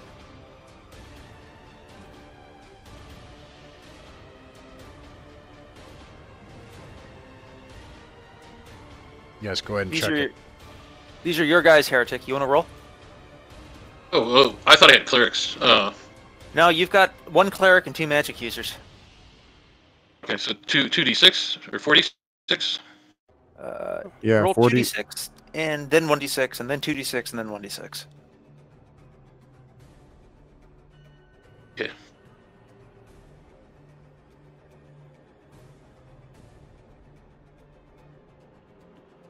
that right? Yeah. All right, so it's got what? Let's see here, like 1d6, 6. Okay, they all go to sleep, Zonk. and let's see. Sleep Mafia. Sandman. You make a bunch of noise, and off in the distance, Algar, you can hear more of them coming.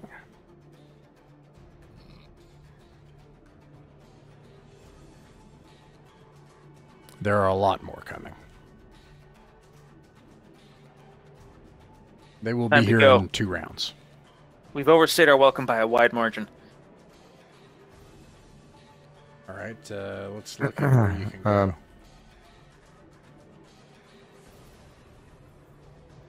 They are coming from this direction. They'll probably be here in 2 rounds. The current fire wouldn't last that long, right? No. So we'd have to firebomb again if we wanted to. When you say a lot more, dozens? 2-3 times as many. Okay, we're not going to be able to put all them to sleep. No, not anymore. No. Did we kill the ones that we put to sleep or no? We don't have time. Maybe we could throw the oil so that it spreads amongst the sleeping ones and then flee. Good idea. Let's Sure. do that. Everybody throw their second flask and then run. Yep. Okay, you check, let's see, 5, 6. All right, so yeah, you throw the oil flasks and you start to run back this way into the dark. Hmm. There will be 4 On the sleeping ants. On the sleeping ants, just to Right. make sure. There will be 4 floating flasks from my 2 clerics went down. Oh, true. All right. Yeah, I can assume that, from their dead bodies you would have taken them, but all right, so now you can kind of gain a sense, right? Let's kind of review what you see here. There's basically this northern part of this cavern here, right? Mhm. And it goes on to a place where Rappan Athuk continues on to the northwest outside of this great cavern somewhere.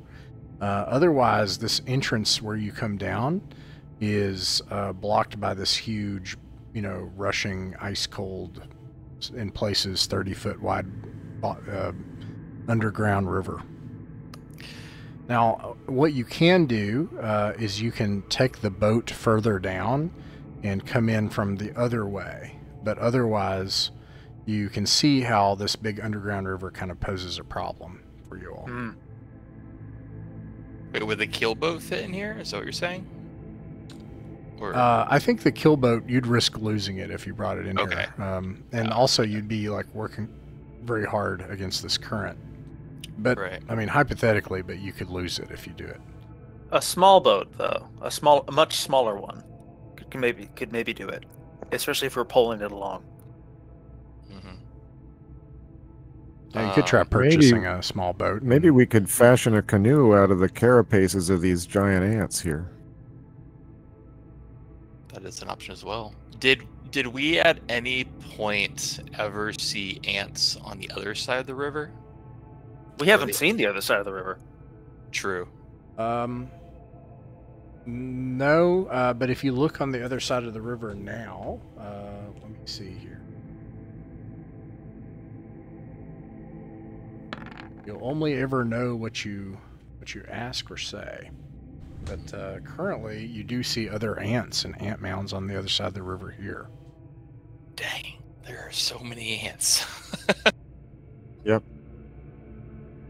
We We've got to kill the queen. We still have 30 minutes to try and, adventure and find treasure. So if you wanted, it would take you an entire day, but you could try leaving the cavern and coming in on the other side.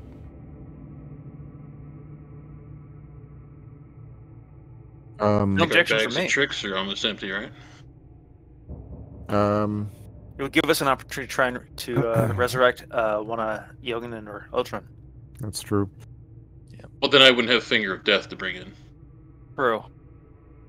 And they wouldn't be able to do anything for a week anyways. Yeah. They'd be stuck on the ship. They might as well stay on the ship for now. Yeah, well, it's probably worth it anyway, just so, as Bloombad points out, I need to replenish here a little bit. Okay. Let's go back outside the cavern then. 1 second, Russ. Before we leave, we can see some ants across the river. How far are they? They are probably at the edge of your light on the other side of the river as you were fleeing. So 120 feet? Yeah.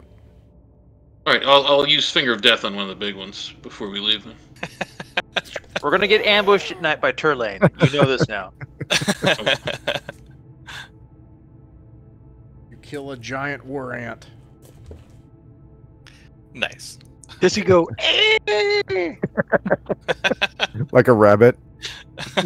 Oh no. Dark.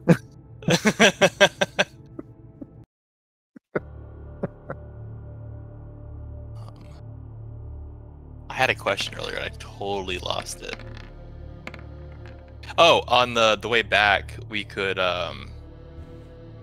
assuming we're able to keep distance from the ants and maybe they lose interest in pursuit of us, we should be able to secure more of those dead ants, I would think.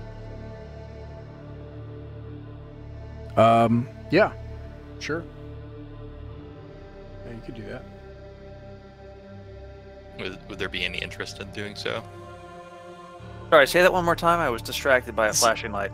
Since we're going all the way back out to the entrance, we could just grab more of the ants we killed earlier. I think it's worth doing.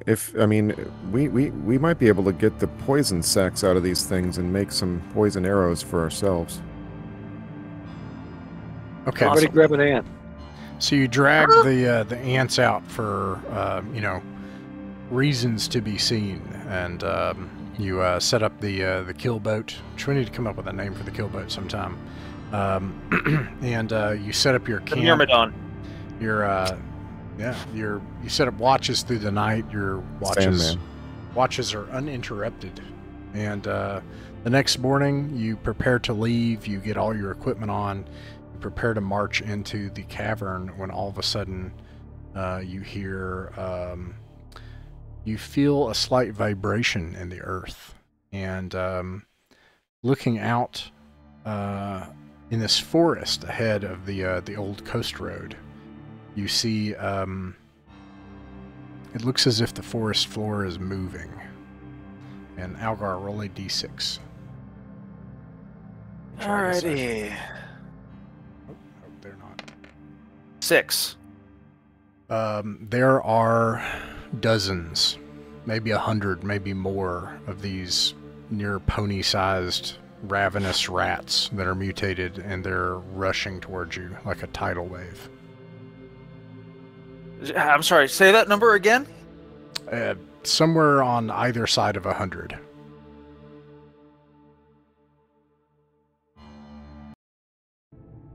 Guys, that's too many rats. That's a lot of rats. We have a serious... hang on a second, hang on a minute. I just realized something important. We've got a lot of high-level fighters. So that's like 8 attacks per round right there. And then another 12 from Paisley, then Predarian, John Q. How many magic users that know sleep? Mine doesn't. All right. So for each one of those, that's a 2d8 roll. Can we attack them from the boat in the middle of the river? We should definitely stay on. We should definitely stay on the boat. Rats can swim. I'm assuming so. Well, but at least they have to climb the boat to get to us. True. And then at which point the fighters can go to town. I'm not even gonna suggest that because it's a terrible idea. I was gonna say, hey, oil floats in water, but no, we'd be on the water. Yeah. All right, so it sounds like we're fighting. Are we fighting? You're going to get on the boat either way, and you're going to fight. It is time for... There's a limit to how many of them can attack us at once. It is time for Rat Massacre. Oh boy. Ratsucker. All right. I'm glad we're fresh. Yeah. Declare spells. Sleep. Sleep. Okay. Light. Snakes. Sticks to snakes. Sleep. Light. Do more sleep. Now, How many the sleeps can we flashbang do? for light is only going to affect one of them, but it could. Yeah. Okay. It's the only thing any of... Blue Bad, your magic users, are they also doing sleep? Yeah, for sure. Okay. Actually, I think I'll just have my person throw an oil flask instead of casting light. All right. Let's see. Roll a d6, Magnus. Never mind. House wins. You are able to act first. You're on a boat, so nowhere to move, but you can fire arrows. Anyone that has arrows. They are too far away to get to you via sling. It'll probably take them 2 rounds to get to you. All right, that's 2 hits for 4 damage.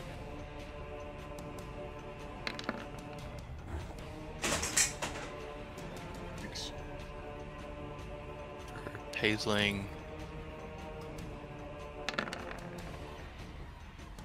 Let's go, gang. Oh, 1 damage. Let's see. You did how much damage? Oh, good. 4 total. 4 total. Okay. Naum throws his javelin for 6 damage. 6 damage. Okay. Anybody else hit? Let's see. We got Magnus. Looks like you hit another one, right? I got 2 hits for a total of 4 damage. 4, okay. Yeah. And we got Algar got 6 damage, and let's see. This is just the first round, correct? You said it was going to take 2 rounds for him to get to us. That's right. So let's see. We got Perduri hit a bunch, so we got 4 damage there, Between him and Paisley, yeah. and Algar sling misses anything from Father Bloombad or from Oofkill. Spells aren't going off yet, right? No, not yet. I mean, don't let me forget, because you could, as long as the spell can reach 120 feet. So we're in sling range now? No slings, only arrows, I think. Ah, okay. We're outdoors, though, right? So it's triple range. Okay. There's a lot of tree cover, right? It is triple range, but everything is triple range. That's just a way of... So basically it's in yards instead of feet. And so, Right. Yeah. So it's essentially the same. And no, they're rushing out to you into the open across a grassy area, yeah. Sucks for them. Can't miss. All right, so if any magic can take effect within 120 feet, that'll also go off. I heard light. Is that the range on that 120 feet? I don't know what. Let me look that up. I don't think Range it's that far of for an light is arcane. only 60 feet, I'm afraid. Yeah, so yeah, that person I decided wasn't going to do that anyways. Yeah, they were just going to yeet fire. Sleep's Yeah. 120 feet? Sleep is 240 feet. 240, yeah. 240. And So. let me double check the... Oh, snap. Excuse me. These are If we are dealing pony with size, several so- hundred 3-hit die rats, then I apologize for implying for 1 second we could defeat them. Yeah. That's too many rats. creeping towards Either way, you oars. got on the boat. That seemed like a good plan. Too many rats. Monstrously huge rats. They are, let's see here. We've got Good God. So these are all the same size as that gigantic thing that that we fought in the... They're not. But as you look, the thing that you see about these rats is that they are covered in like pussy, like pustules on their bodies. They look like some of the rats you encountered on that pestilence level of the dungeon. not good. And when you strike into some of them, they pop like pimples or blisters sometimes, and the ground is splashed with this stuff. They're just different now. When you think about it, over the past 2 years, there have been more rats. Like when you traveled the first time versus the time when you went with Caden, like already that was quite different, but now it's been even more. Anyways, sleep. So it's 3 hit dice. So how many do we put to sleep? Oh my god. That's Holy crap. That's 1d6. That changes everything. We should paddle. Yeah. Time in to that go. Case, yeah, I only got 3 of them. Sleep. And 2 more. Yeah, we gotta go, like now. Yep. Do we want to throw the whatever oil we have left still to create a barrier? Yeah. It's fire time. Okay. I don't know how much there is left. Everybody had 2. They threw them. Well, the good news There's is some most of the spares. giant ants are probably still on the coast, and those will probably distract them for a little bit. I'll also say, like, you can make it to where you can throw this onto the bank, so you can roll for damage for your fires as well. Okay. There's at least 4 flasks still that haven't been thrown, so plus all the flasks that yeah, Magnus has a bunch. Yeah, so okay, You so get that'll another 10. that'll be if everybody just throws a flask right now. Magnus has 8 flasks left, so 12 flasks. 12 d20 rolls. I'll roll it real quick. 1 sec. 12 d20. 1, 2, 3. What's the AC of these things again? If we're gonna, unless we're just rolling direct damage, which would seem unfair to the rats. Armor class 13. All right. 1, 2, 3, 4, 5, 6. So exactly half. And each one is, so that's 64. Each of them is d4, and then they burn for an additional 1 for 2 more rounds after that. Yes. I think they're just 64 plus 12. Right, I have to actually roll that. 24 damage. Okay, so several things happen here. All right, so let me just start with this. 2 does that, and that. So you kill 3 of them. And I'm not done yet. I still got a couple more. And that's another one. So, kill that many of them. And yeah, that's how many you kill with the fire. And then you also buy yourself a 3rd turn. Now we're on the first turn with the arrows. And I'm kind of skipping ahead and I'm skipping around, but I'm getting the parts of the procedure done that are really important, right? Like the critical parts. So, excuse me. On the first round, that accounts for all of the magic that can happen 120 feet away, right? The sleep, right? Okay. Yeah. So for the second round, you got a second round for them to get to you, and you lay down this fire as well. They're going to burn into the second round, and they're going to burn on the third round. For the second round, I'm going to say it's also just going to be, well, slings and arrows. So any characters you have that have slings and arrows, they can fire, unless they're using magic this round. Well, I think we had decided to run, had we not? Yeah, but this already happened. Like, oh, okay. Yeah. All right, so then another volley. Mm-hmm. Okay. All right, I got 2 more hits for a total of 8 more damage. Okay. There's 12 more damage. Okay. And also my mage will cast magic miss. Oh, can we declare spells for this second round? Yeah. All right, then. Do my magic users have a second sleep or anything? I don't even know where to access them. Oh, okay. Oh, sorry. The magic users are all in the spreadsheet. I'll post a link to it in the chat again. Bloombad, you have 2 level 3 magic users, and therefore they should have 2 more uses of sleep each. I don't know if they do. It'll say something like sleep, if that's the case. I can explain that why mean- I have I this mean- later, but If they're level 3 and they just just woke up. Oh man. bloom bed, sleep. So yeah, they just have one. Goodness gracious. Uh, Lazy bums. 4 more damage from Magnus looks at them in disgust and spits on the deck of the ship. All right, so you've killed a bunch. Yeah, I'm gonna cast sleep again, I guess. All right. Or no, I can't. I used my. I'm gonna cast magic missile.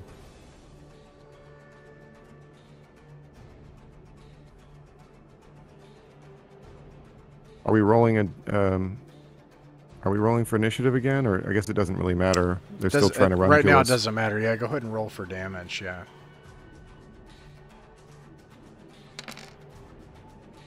All right, that is 12 damage total. Okay. All right. Yeah, so that's all the arrows, the slings, and the magic that can go off. Now, the third turn, they're going to be burning, which we've already accounted for. We did that a minute ago. At this point, if you just turn around and flee, you can just turn around and flee. Like, you can, like, sail away, and they're stopped by the fire. Or you can sail past. We still have 13 minutes. You could sail past and spend a day or two sailing in toward the coast to try to explore a different part of Rappan Athuk. Or you can stay and fight. What do you think, Magnus? We leave. We go home. Very well. All right, so you turn around and flee bravely. Yes, I think bravely run fleeing away. is perfectly fine. I mean, I just want everybody to stop and think about how much experience points 30 trolls is worth. Quite a bit. Quite a bit. I don't think we need to push our luck with the last 10 minutes of the session. I'm sure you're interested in that lightning bolt too. I am very interested in getting home safely.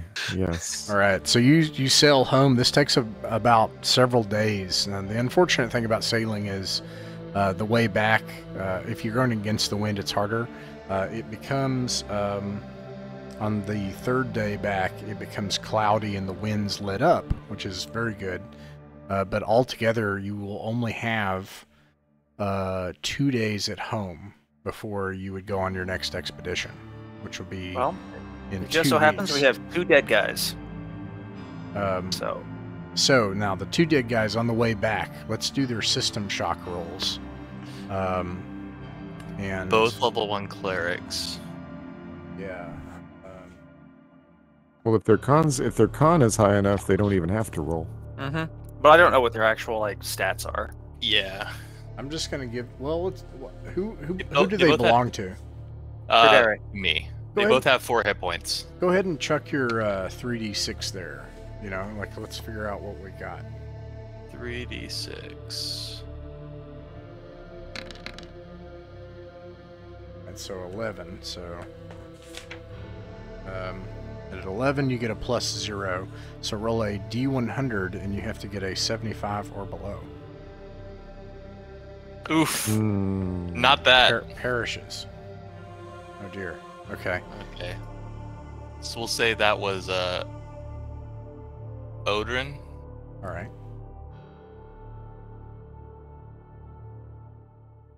And then Owenin. The same thing? Let's see. Odrin. You said that was Odrin. Yeah, Odrin has perished, I Okay. guess, or it's failed. And then the next one is for Eoganin. Is that right? I looked it up, it's Owenin. Owinin. Very well. Yeah, roll 3d6 and a d100. 36. All right, so we got a 15. In this case, it's at a +1. It's Well, 15, automatic. Yeah. Yeah, Okay. which is kind of cool because if you'd rolled low, that 97, you know. But yeah, it's automatic and they survive. If you can also make a note of that they have a 15 con, because that may come have up done so. again. Awesome. Unfortunately. And we'll pass Odrin's gear over to Owenin. All right. So, and that's it, right? Yeah, we just had those two. Now let's roll to see if you get those spells. Okay, could you tell me what they are again? Oh, I know about the lightning bolt. Fly, lightning bolt, stinking Light- cloud, charm, and then charm monster, dimension or Monster- people monster, okay, which are so- beyond you. So let's start with lightning bolt. Got it. nice. Very nice. I'm so happy. I'm so happy. Do they ricochet in this edition? I'll read it here in a second after we find out. Oh, actually, let's go ahead. I just Lightning bolt. Yeah. Yeah. A bolt of 240 feet. The bolt of lightning extends 60 feet from the targeted point, almost 10 feet wide. Anyone in its path suffers d6 points of damage per level of the caster. That would be 6d6 currently. Save Half that. with a successful saving throw. The bolt always extends 60 feet, even if this means it ricochets backward from something blocking its path. So it can do it twice. You can have it like shoot off a wall. Those ants seem a lot more doable now. Agreed. Now they have So Emperor Palpatine in the group. that's unlimited, but well, it is rather limited, but Yeah, uh, but it's a lot of power. it is a How lot many of times power. Can you cast it per day? Just once, or Well, it's a level 3 spell. I have 2 slots. you and I would probably have to- use I would one have for to- fly, or Usually I'm going to keep one for flying. Yeah. Okay, so what are the others that are level appropriate here? Stinking cloud, fly. You already know. Okay, and Stinking Cloud, that's another level 3, or is it level 2? I That's believe not it's even level in 3. that's not even in Swords and Wizardry. I'm going to have to look that up elsewhere in the If it's not in Swords and Wizardry, once again, Rappan Athuk has failed me. So there's a whole thing here about it refers to other Frog God products you're supposed to buy, and I don't want to do that. So you can pick an equivalent spell level. You can pick it. Because I'm not going to... I don't know what level Stinking Cloud is. Yeah, Well, yeah. I can look it up. Thank you, Heretic. I Once appreciate it. I mean, it exists in D&D. I'm pretty sure it's a first in 20, Yeah, it is. but you don't want me to take it if it's not in Swords and Wizardry, or No. Yeah, I Okay. want to stick to Swords and Wizardry's mechanics. perfectly That's right. fine with me. But yeah, so what level is it then? I guess. Actually, now I will pick. Oh, okay. Just because I might pick something wild. That's fine. That's fine. I prefer it that way actually. So. Yeah. But let's find out what level it is. Are you looking that up, Heretic? Probably. Right here, yeah. Stinking Cloud is a second level spell. how is it second? Really? All right, sweet. It's second level? Oh, I thought Yeah. I thought I saw what it would have been, but if it's second just- level, And I'm posting. I don't know how accurate this is. I just googled Swords and Wizardry Sneaking Cloud, and it has this, and it says it's third level.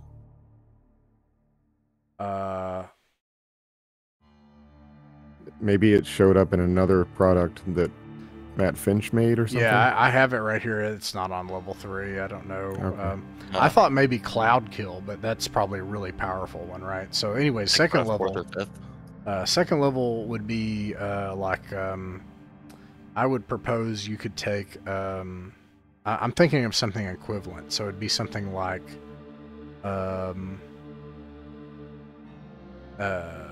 something like Mirror Image makes sense to me, or I would al- or Phantasmal Force. I would propose Phantasmal Force. I think Yeah. that would be. Very powerful spell, very useful spell. All right. Well, let me roll for it. Got it. Nice. All right, and then you got a couple more, right? Or I you can't learn them yet. You have to hang on to That's- them. Yeah. Those are just. Okay. Well, in that case, after several days, you've got a couple of days left, but otherwise, you make it back alive once again. Now, you lost one person, but there is this kind of like zealot crusader culture that's like growing up, that has been for the past 2 years in the peninsula. I mean, you got to think about the things these people have seen and been through, right? And so the people cheer you as heroes as you come back, steaming piles of mutated ants aboard the ship that you come in on. The strange and horrible things once again that these heroes haul back in, and the adventurers that go with you, they are in awe of you, and I'm going to give like across the board another +1 morale bonus. I forgot about morale, but I don't think anything would have come up that would have broken morale, to be honest. If you note that too, I had in the thing I initially posted, basically it was the number of people you could have in their morale bonus. So you can add a +1, and they are on fire. Like they're big heroes, and they're being cheered and adored and loved by the people of Caden's Rest as well. I mean, man. So they go about 2 days of hard partying and blowing their treasure, which we'll figure out what it is later. Meanwhile, if you want to go to Ullman, does somebody want to pitch selling the gems? Someone would make a charisma save. I think Praderi has pretty good. You got 15, right? Save. Yeah, 15. And then I have +1 to all saves except spells. Yeah, I'll give you a +2. So D20 +2. If you get a 10, it's equivalent value of the gems. So 1 more on this. Wow. Okay. So 17? Plus 1 more, I guess. 18. Yeah, so you're going to get like something close to +25% value on all the gems. It's going to be a lot of money. And then who wants to talk to Ullman? I'll talk to Ullman. I feel like... Oh, okay. No. It's someone should learn how to do that. I never minded the guy. I always liked him. All right. Let's see here. He is here in this hut on the edge of the water. Is it Magnus? Yeah, I'll just I'll haul the ant carcass. He once again opens the fleshy flap to the hut and peers out with his one big eye, and he looks down and he's like, "Oh, you've brought me gifts." I have indeed, my friend. Delightful. Oh, I like this one very much. And he picks up one of the carapaces, like the legs, the dangling insectoid legs, and he can see in its mandibles how it like has like the place where it can, and he takes one of the mandibles and he squeezes it, and some of the venom squirts out of the dead body, and he's like, "Oh, it is wonderful." And people in the village can see this happening. The people, I'll laugh along with him too. Yeah, the people that like are here to trade and like the merchants and stuff are horrified at what they're seeing here. Yeah, that is a good one. He just like takes the legs and drags it inside, and he's like, "Easily 1,000 gold, my friend." Yeah. What about a half-digested goblin? And he drags all the ant parts in. All right. Now, can you show me before I leave? Can you just please quickly show me how to get the venom sac out of this sucker? You're interested in my art, then? Well, yes. Not to put too fine a point on it. Oh, that will take some time and some coin. Well, how much coin?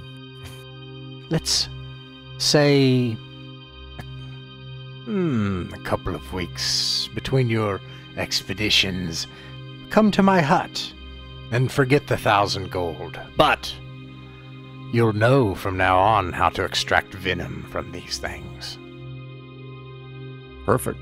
How many carcasses did we bring back with us?